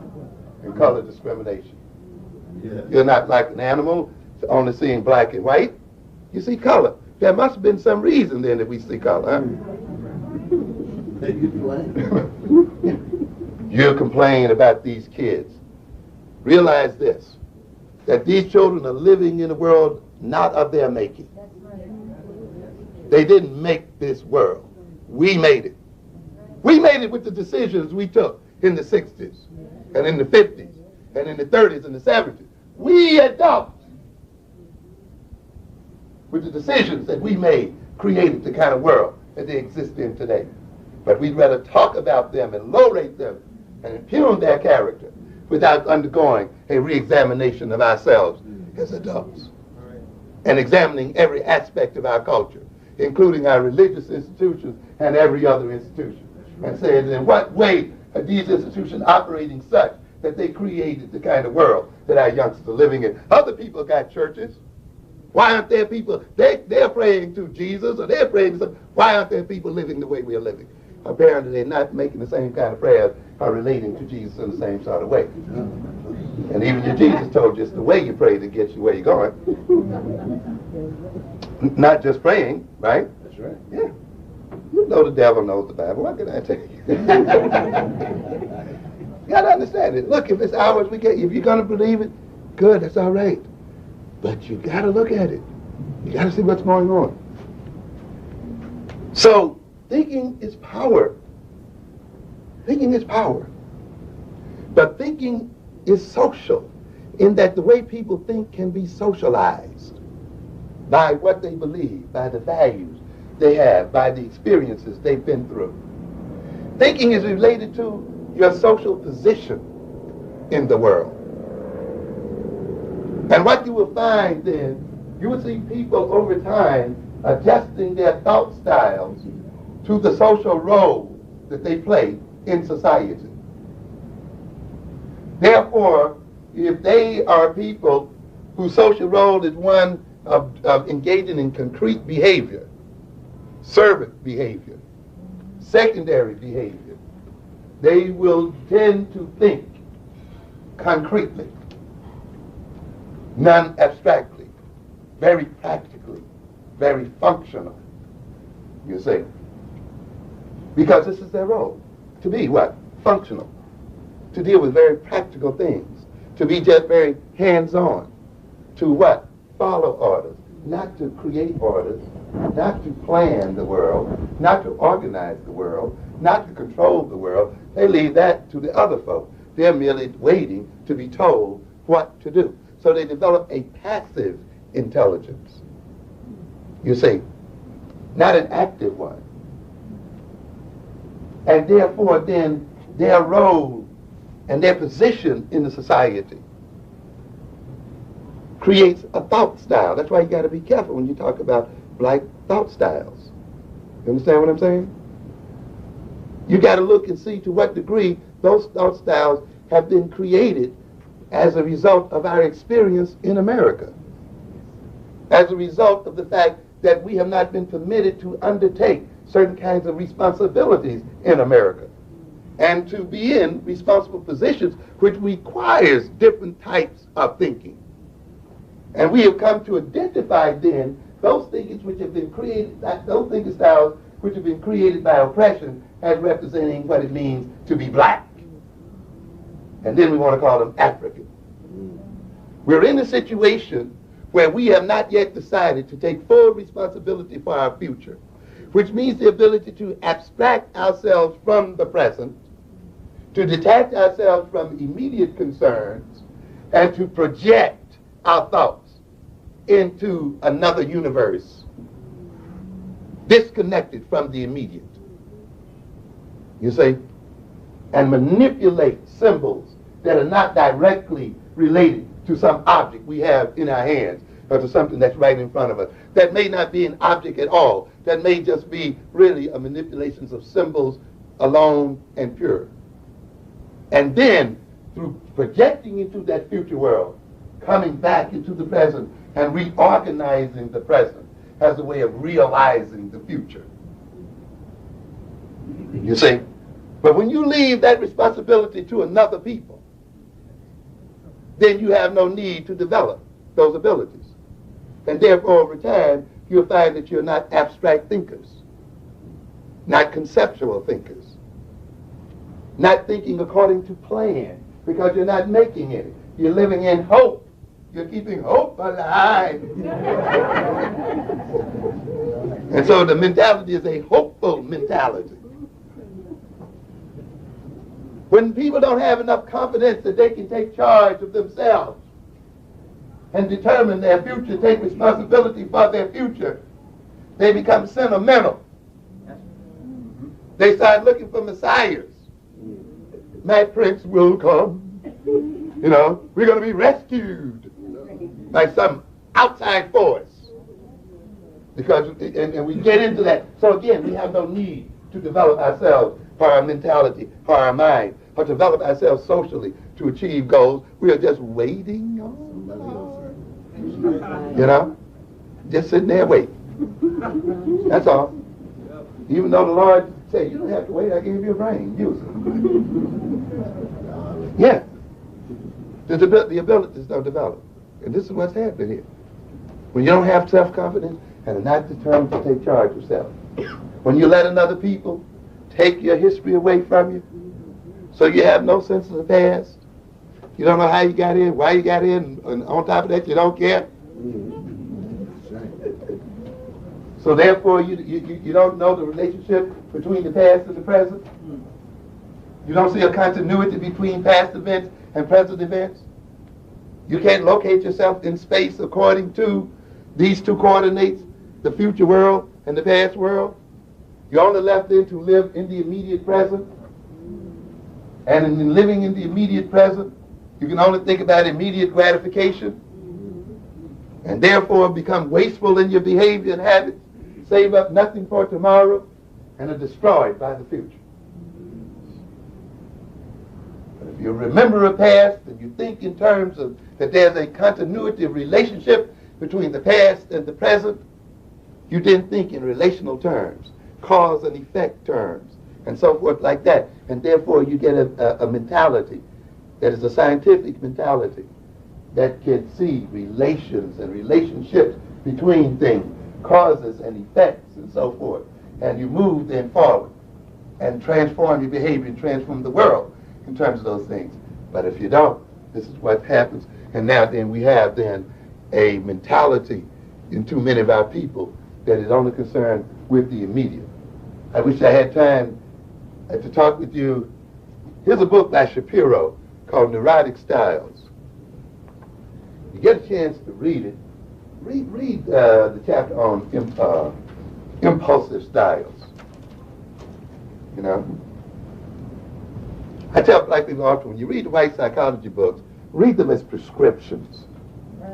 Not as descriptions, but as prescriptions.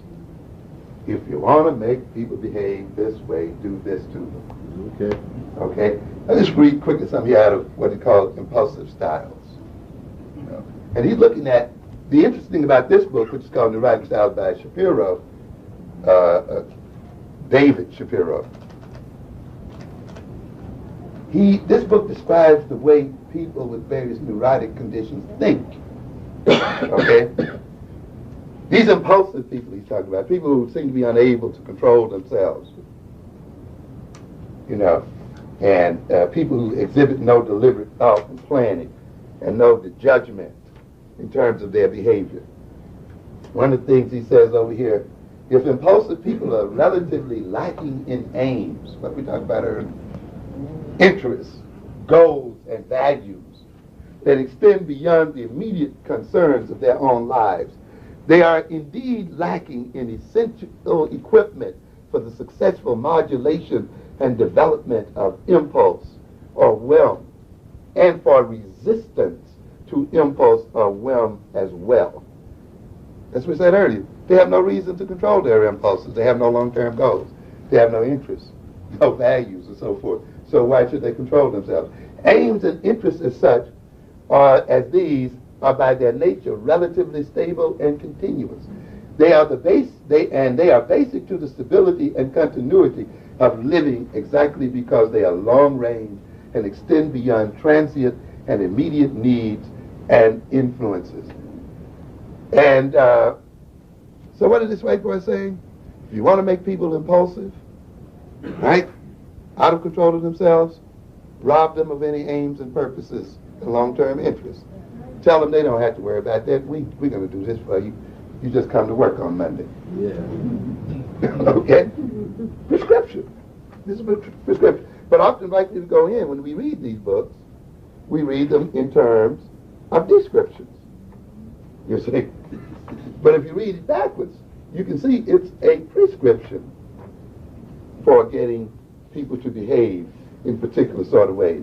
But you can follow through because there are many of them in here that are laid right out. Particularly, again, when he talks about the hysterical person, the one that is very suggestible, you see. And again, these people are known to have poor concentration, poor memories in ways, little organized thought. And why is that? Goes on to say, the third point I would like to mention here concerning the hysterical mode of cognition, to put it simply, hysterical people are often remarkably deficient in knowledge. That is to say, they are deficient in factual knowledge as distinct, for instance, from what one might call knowledge of how to do. They know you. Understand? And how are they describing these? They're describing these in terms of what? Neurotic styles. Neurotic. So these are people here, the same, and they say these people are impressionistic. The same impressionistic character of this style of cognition that makes for satisfaction with the obvious or immediately apparent also makes for great susceptibility to that which is vivid, striking, or forcefully presented. Hysterical attention, in other words, is easily captured. In other words, he said, these people, you throw before them a lot of big colors and a lot of, flashy things, you got it. And further on here, he goes on to talk about these people operating as if they have no long-term sense of history. Their behavior is not based on any abiding sense of history or a future. Neurotic. But it's right here. And of course, this is what has been developed. And we'll close in a minute so we can talk with you here. In other words, then, and if you read A.R. Luria's book, what is it, Culture and Cognitive Development, you'll find something very interesting in there when you see some Russians who lived in particular cultures, feudal cultures, and look at the way they think. Because of the way their culture was set up. You see. And it's an interesting kind of thing. For instance, Lurie was testing this group of people because they were getting ready to change the nature of their society. And these are grown people. Here's a guy here, Rahmat, age 39, peasant here. They showed him a drawing of a hammer, saw, log, and a hatchet. Okay? And he was asked the question, which of these things could you call by one word? Hammer, saw, log, and a hatchet. Which of these things could you call by one word? You see, we're talking about now what? A concept, right? A concept. You see? The gentleman answers, how's that? If you call all three of them a hammer, that wouldn't be right either. You see? So he's trying to work it out. But one fellow picked the three things, the hammer, the saw, and the hatchet, and said they were alike. A saw, a hammer, and a hatchet all have to work together. But the log has to be there too. So he still didn't quite get it. But how is he thinking? Functionally. You see? Because, I mean, the world that he lived in didn't require that they think any other way. You use a hammer to nail things and a saw to cut things. What are you talking about? How do they go together? You see? And he goes on, but why do you think he picked these three things and not the log? The other one answered, probably he's got a lot of firewood. But if we'd be left without firewood, we won't be able to do anything. The thought child now is gone. So I'm talking about white folks. I like to get off. Sometimes it helps, because we think black folk, and get off the subject here. But what is he saying? He's merely explaining these things in what? Practical terms. He's not dumb per se. He's not wrong. That's the world he operated in. That's all. And he's reflecting the mentality of that world. You see? He says, true, but a hammer, a saw, and a hatchet are all tools. Now he gives them the answer, right? They're all tools. But the guy says, yes, but even if we have tools, we still need wood. Otherwise, we can't build anything. So he thought again. So what is going on here? And he gives example after examples and conceptual thought, other kind of thought. But he's merely demonstrating that the thought styles of these people is merely related to their social role, to their social history, to their place in society. As a matter of fact, when he looks then at three sets of people in the same village, those that had a little college, those who were managers, and those who were basic peasants, what he got was three different styles of thought. Related to what? Three different sets of responsibilities and social roles in the society. So then when you look then at the styles of thought that we see are prevalent in our people, it is not a sign of lack of intelligence or inability or all that. It's connected with our social role and position and our social history. We, in undergoing slavery, were not only used in terms of physical power. Our mentality was transformed, you see, in the process. And at one point, I'll tell you, one of the reasons why you will find a relationship between the way African Americans think and the way even Africans on the continent think, even prior to slavery, is because in a peculiar sort of way, the particular role that the European kept us in America also kept us in pretty much the same thought style. And that's why often you can make the mistake when you look across, say, from African culture to African American culture and see a similar thought style and say, wow, this must be intrinsic in Africa. You got to do it deeper than that. Masters of the universe. Look at the people who are masters of the universe. Look at how they think and how they relate one to the other. If you're going to be a master of the universe and to make other people the servants of the universe, then you must create in those servants a mentality that is not the same as yours. Right? You know, Negroes think because they go to a white school, they learn to think like white folk. You're out of your mind. You're not learning to think like any white folks. First of all, if you thought like white folks, you'd have your own university. Yeah, that's right. That's what white folk do. That's right.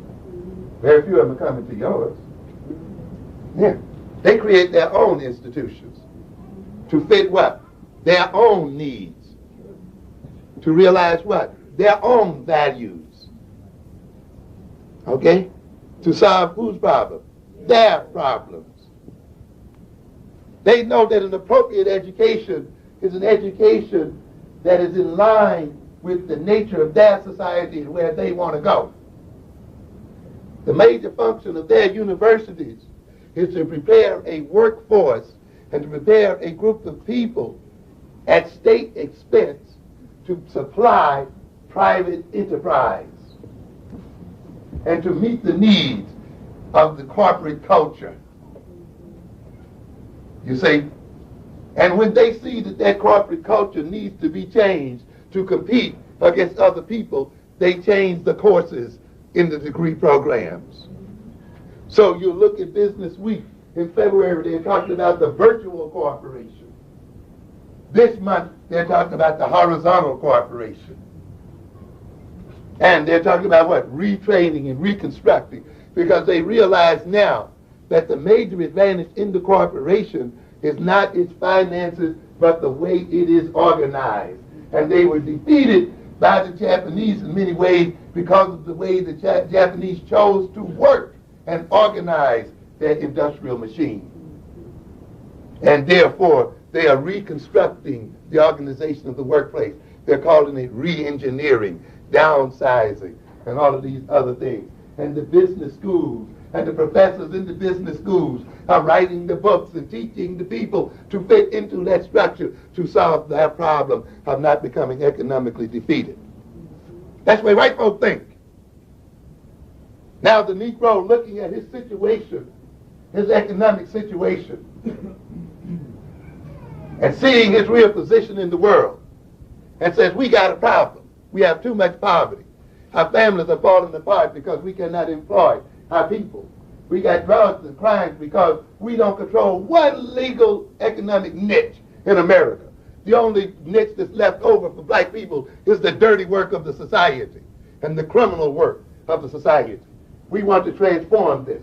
We let all other people monopolize our economic system and our internal markets. We do not own a good percentage of the American economy. We are not engaged in a Pan-African economic system. Other nations are forming whole systems. The Asians have a full trading system, which will ultimately come to dominate the trading systems of Europe and the United States. It is inevitable. And yet we think that white people are going to rescue us. The whites are forming in Europe their own economic community. The United States is forming a relationship with China and Mexico. Not a single Caribbean country is included in the deal. Not a single African nation is included in any regional organization.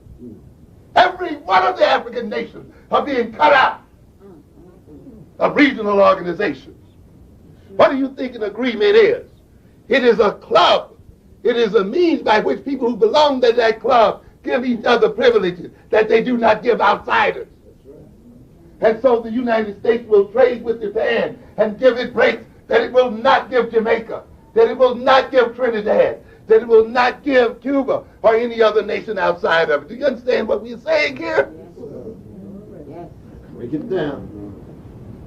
The Asian nations giving each other privileges, run by Asians. They are called in the next century the Asian century. They don't even need United States money.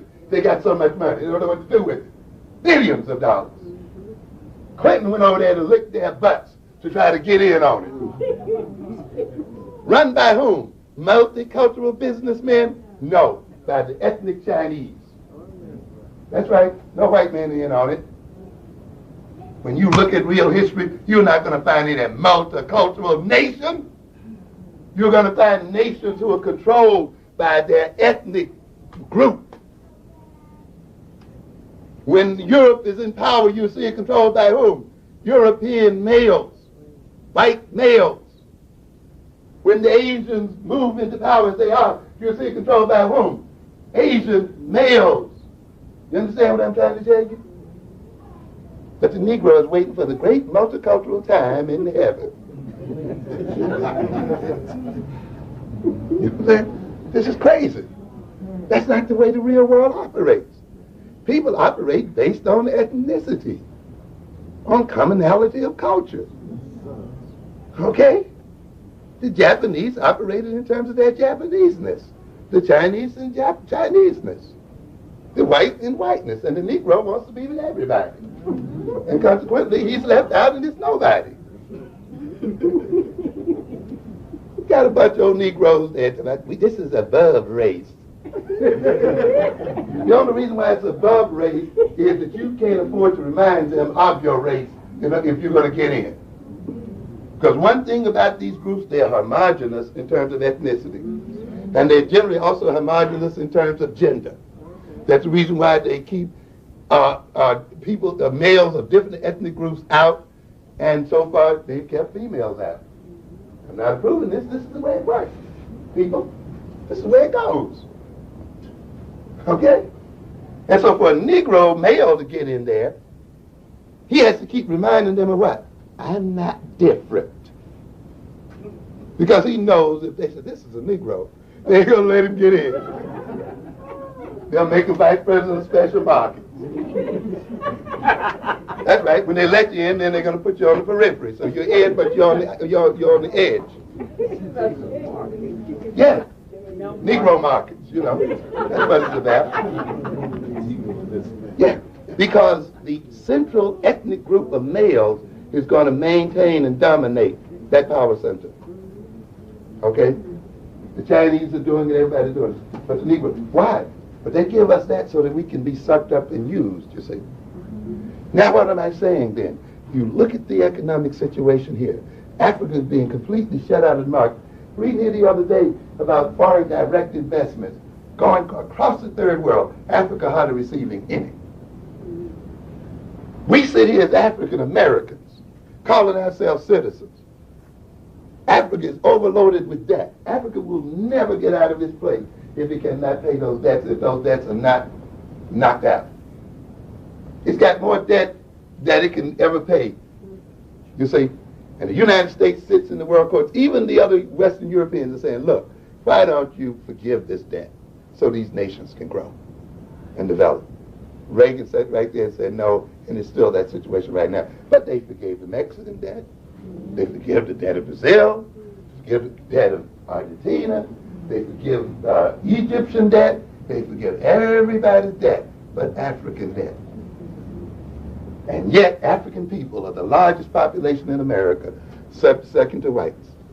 Why? Because while we can march for South Africa and everything, and that's good, we won't also march and say, white boy, you are going to relieve these African nations of this debt so that they can use their wealth to develop and feed their people. But we're too busy getting Harvard MBAs that don't even talk about that. We're getting the white man's education. Because that's not the white man's problem. See, if you got a black MBA, that would be a part of what? Your problem. You'd do a doctoral thesis on it, a master's thesis on it. You see what I'm saying? You would look at it. But since that's not the white man's problem, you're not going to do a thesis on it. So the issue would be here, looking at our situation, how then must we reorganize our economic community? And once you start asking that question, you begin to realize that you need to build institutions over which you have what? Control, over which you are the certifiers. Screw the Harvard degree. It has nothing to do with it. The institutions that you develop must be appropriate to the problems we must solve. You understand? That's the way white folk do it. You see, it's not a mere accumulation of knowledge, a mere accumulation of skills. It is accumulation of skills and knowledge appropriate to solving problems.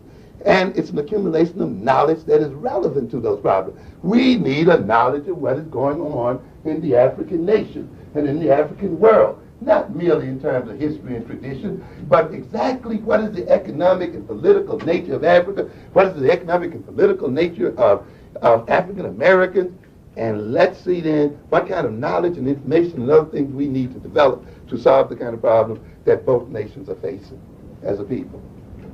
And you need an institution that is built for that reason. That's right. Even black studies programs in regular universities will not do it. You got to come right up and have another thing going here. See, we have to understand this is what a people do. See, that's why I said earlier, equal education and all that stuff really is pointless. It's appropriate education. You see, we need to develop a Pan-African economic system badly if we're to create jobs for our people. You see, and if we're to survive. Brother told me the other day, well, you know, the Zambians over there, they got oil in the land. They want to keep that oil under African control. Good. I said, but I got a problem. I want to come to a black studies department. And I want to pose this question. We want to keep this oil, and we want Africans on both sides to gain wealth and to create jobs, right? I want you to tell me then, I have a tanker of oil out here off the shore. How do I market that oil in the United States? That's the kind of knowledge I need to know. Okay, how do you sell oil? You know, what's the market? What's the deal? A BA in business ed ain't going to give you that. See? But whites can give that BA because they got boys already doing what? Doing the deal. So they just give them what? General knowledge. That's why you get Negroes with a BA degree don't know how to run a candy store. And so an appropriate education will not be so much that general degree. Yes, you need that too, but also very what? Specific knowledge and information. I want to know, how can I sell that tanker in the United States? Then I want to know, how the hell do I rent the tanker? Or how do I get it? How do I move it from the coast of Africa over here? What kind of insurance do I have to pay? What kind of other demands must I meet? Who can give me that information, African people? What institutes or institutions are available in the African community for those of us who want to do business so that we can use it? See, it takes more than studying ancient history, man, and heroes and stuff. That's a part of it, but you got to go deeper than that. See? You understand? Now, I got the ship over there in the Zambian coast or wherever. Now I got to ask what? How in the hell do I get it out of the ground? What is the engineering? What's the infrastructure? Are there highways there? What else has got to be done there? In other words, then I got to have three major sets of knowledge. Where is this being offered? The white boys don't have to offer it out there. They're already what? They're already doing it. So they just teach generalities. You see? And then when they discriminate against you and don't let you get those kind of jobs, you got an equal degree to them, but you don't have equal knowledge. You don't have equal abilities. It doesn't benefit. So Negro has been made to think that getting the same degree as white folk is equal education. You're crazy. That's not equal education. Education takes place on many different levels, not only in the university and the schools. The most important education takes place outside. It takes place by doing and being a part of something. So that these other ethnic groups, their kids can grow up in these grocery stores and candy stores and like a fish in water. They just learn to stock prices and do wholesale and retail and the whole thing because what? They're there. They're a part of it. You see? But when a people do not have these kinds of businesses available to them, they don't have a critical mass of those businesses. They don't get then what appears to be an economic orientation spontaneously. No people gets that spontaneously. They are taught. But often they're taught either informally or what? Formally. So the black college, the black university, made, since we don't have a lot of people growing up in these stores and doing these kind of things, we may have to teach very directly how to run a candy store. See, some fool would say, you're lowering education. Well, screw you, it doesn't matter. I'm teaching what? What I need to what? No. To do what I have to do to solve my problem. You see, but we let other people whoop us. Well, you know, it's not the same as ours. You don't have the same degree in teaching you. And, you know, we get all upset. And we wonder what's going on. We got to change our intentions. And so what happens when you want to become a master of the universe? you want to be able to think in a certain way and have the people who serve you think in a different way. When you look then at the thinking styles of whites and compare them to the thinking styles of blacks, you will see that those thinking styles are basically mirror images of each other. That the black thought style essentially complements the white thought style, because if we thought just alike, we would be at war. That's right. We would be at war. Because we'd be just alike. But it's because we're willing to serve and be on the job, and they're willing to own the job. And we made a contract with them around that situation. We're willing for them to own and control the world just as long as we get a good job in it. But if we thought like they, then we would want to do what? Own the world. Now that's going to cause a fight. All right? So to keep us from fighting, you said we love peace. We don't think about owning the world. We don't think about even owning our own world. You know? We don't think about owning our own building. You know? That's a form of thought. That form of thought complements the other form of thought that wants to own what? Everything. And so you want to make these people think it's almost a sin to own something. You want these people to think that being powerless is virtuous. Okay? Or that to pursue power consciously is sinful. Even though one cannot exist and make it in the world without power. But that's the kind of thought style you want to get. If you didn't rule the world through abstract thinking, how do you want your servants to serve? What kind of thought style? Concrete. You want these people to think that being powerless is virtuous. Okay? Or that to pursue power consciously is sinful. Even though one cannot exist and make it in the world without power. But that's the kind of thought style you want to get. If you didn't rule the world through abstract thinking, how do you want your servants to serve? What kind of thought style? Concrete. If you rule the world in terms of conceptual thinking, you see, you want them to think functionally, just like this example I read. You say, this is the kind of style you want. These people lived in a feudal society where they served lords and... If one group loves knowledge and is curious, the other one must run away from knowledge and not be curious. And you can go right down the line. That's why they describe us in terms of what? Opposition. We're good, you're bad. We're cultured, you're uncultured. We're civilized, you're uncivilized. We're intelligent, you're unintelligent. All at one, right after the other. And this division of the world on their part, because they have power, means that they bring into being this kind of style in us. And once we accept this style, that we accept our subordination to them as natural, we then perpetuate the way the world is set up. So what do we say here then in the end? That if thinking is power, and if we are in the situation that we are in, as a result of the fact that another people have power over us, then if we are to change that power relationship, we must change the way we think. Change the way we analyze the world and ourselves. We must change the categories and the concepts that we use to try to understand the world and organize our behavior in the world. Our children are suffering in these schools.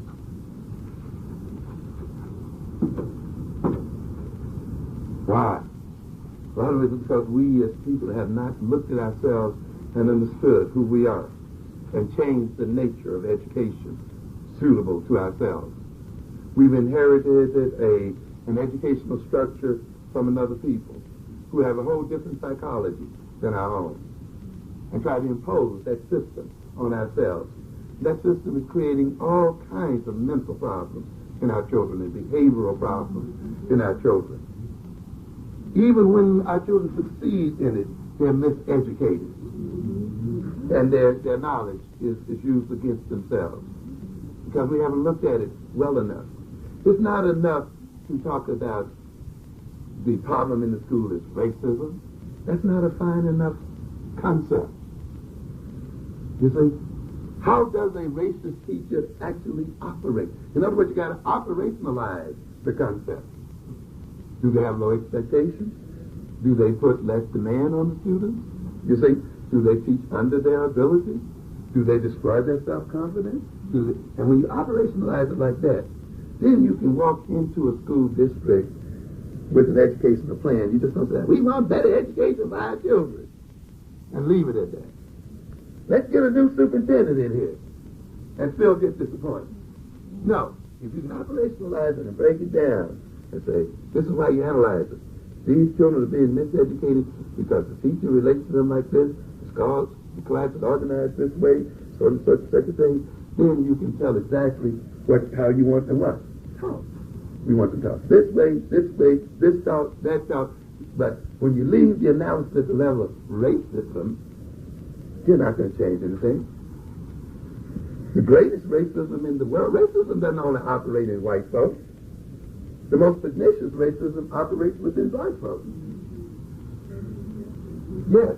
How do we operate in terms of racism? When we internalize white racist attitudes into ourselves and exhibit the same attitudes toward ourselves that white people exhibit toward us, we also are part of the racist action.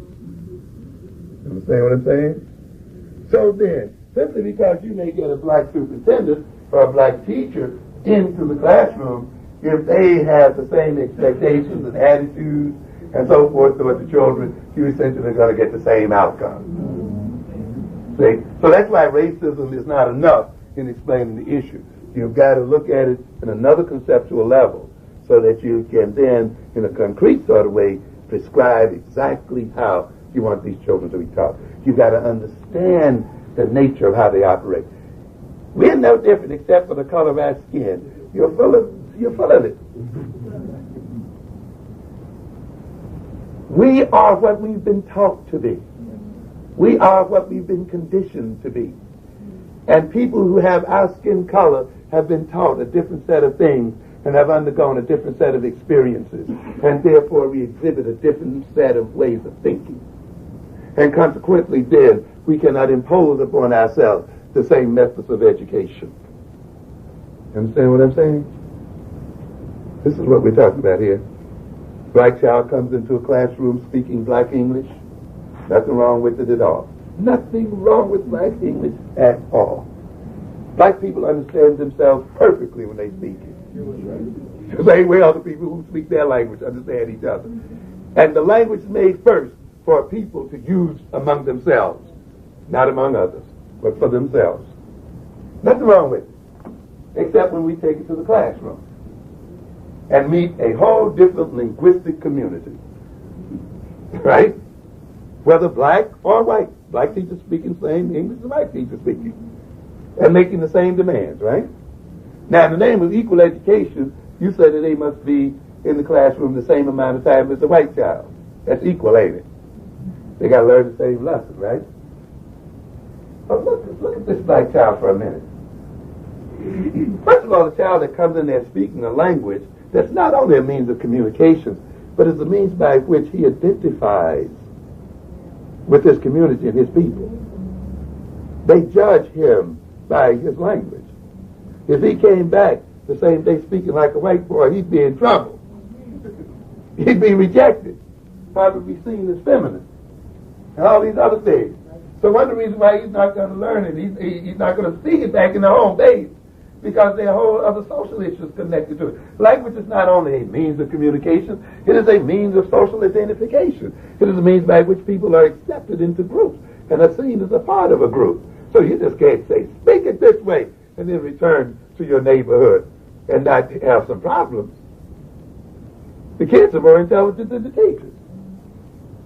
So then you're going to get resistance because the child is unable to learn the language? Nah. Because he doesn't want to learn it in the way you want it, or to what? use it. Because there are other issues in that child's life that they got to deal with. The other thing is, here's a child coming in speaking like English, moves into a standard English class.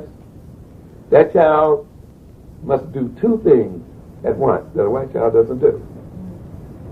White child comes in speaking the English spoken in the school and therefore learns, just polishes it up.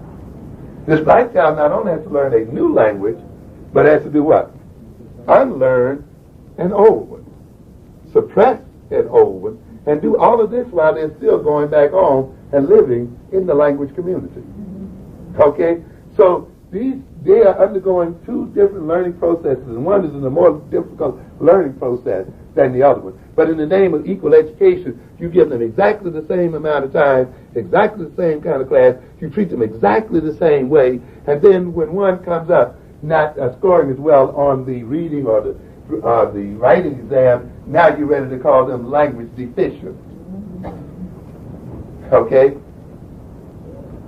And then on top of that, when you have to give them extra time to learn the language, you want to call that remedial reading.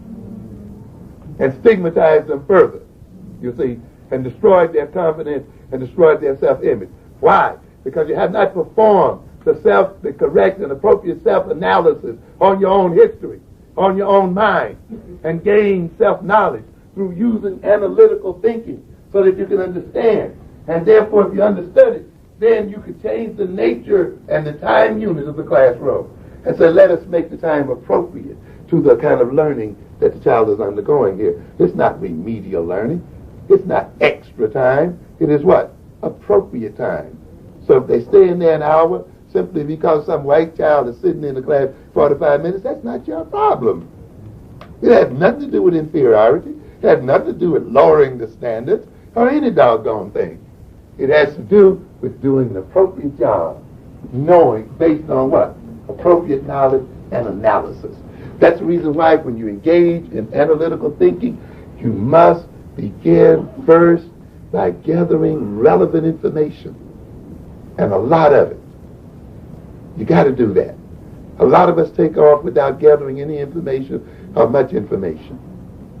You must brainstorm and gather as much as possible. Stand from a different perspective sometimes and appropriately analyze this problem before you start making plans. The other thing you have to do is ask meaningful questions. You see, it's very important to see what kind of question you're asking yourself before you get caught up in making a plan. You must ask a kind of question that when you get the answer, you can use the answer. And you can apply the answer in a way that works. Now, what do I mean by this? You can say, well, we're in this condition we're in because white folks hate us. All right. You can work it that way. That's your analysis, right? Now, given that answer, what will be your solution? Good question. You got to get white people to do what? Love you. You got to spend a whole lot of time trying to get them to what? Love you. Well, what if they never loved you? Never going to get out of it. You understand what I'm saying? And there are a lot of Negroes trying to get white people to love us. They spend all their time trying to convert white people to their own religion and their own laws. They've spent so much time, the last 30 or 40 years, trying to get white folks to act according to their own constitution, follow their own religion. They've thrown away 2 generations of children. They've left the inner city completely unattended. They've left the people completely undeveloped. They've been so busy trying to put white children in schools, black children in schools with white children, and busing them out, they haven't realized that the vast majority of black children are still in all black schools, virtually speaking.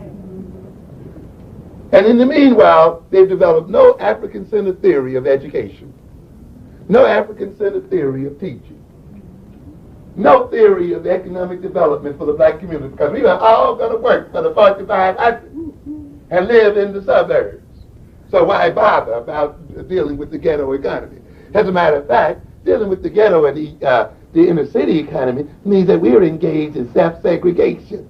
Isn't that what we were told? And then we woke up one day and found that the whites all had moved out of town. Took their factories with them. Took their jobs, and now they're moving them even out of the doggone country. And now we're wondering why we are in the trouble we're in. Why? Because someone made the incorrect what? Analysis. And used the wrong conceptual tool. You see, read an incorrect history, developed incorrect and inadequate knowledge, ran away from reality. And now reality is hitting us in the face every time we walk outside of our home and we can't walk the streets and we can't feel safe. Why? Because we've analyzed our problems in the wrong sort of way. There are other ways of analyzing the situation that we're in other than white folks don't love us. White folks have stereotypical views of us. White folks don't have knowledge of our culture. Once they learn that we were Egyptians and they love Egyptians, they'll love us. You wait for that day. Yeah? They don't realize the contributions we made to America. All right. Yeah. Okay. You think that knowing that is going to get you in? You got another thought coming. You think a white man is going to give you his wealth because you contributed to America? He just said, thank you. Keep it. Yeah. Won't even say that, right? Let it go. We got a lot of Negroes who think when they finally teach white folk the truth of African history, they're going to change. They think white folk are in the position they do because they are ignorant of us and ignorant of our history. And so when we give them their multicultural knowledge, they're going to give us their power and benefits. Come on. Get a hold of yourself. This issue isn't about truth. This isn't about the absence of truth. For white folk, it's about absence of truth for whom? Us. Yeah. It's about what? Power. Power. A white man could think any stereotype he wants to. Believe any lie or believe the truth if he wants to. If he doesn't have the power to act on it, you don't have to what? Worry about it. Yeah. You see? But if you misinterpret this thing, why does the white man do what he does to us? Why? Because he what? Can. Okay? What do we say analysis means? Get into what? First principles. Because he what? Can. You know when you were a kid, why you hit me? Because I wanted to. Because I can. That's it. Okay? And in the end, that's it. Not because he hates, not because he stereotypes us, not because he doesn't understand we were Egyptians, not because he doesn't understand the contribution he made, because he what? Can. Because he has what? The power to do so. And so the basic deal is then, if you want to end what he does, you have to end his power to do it.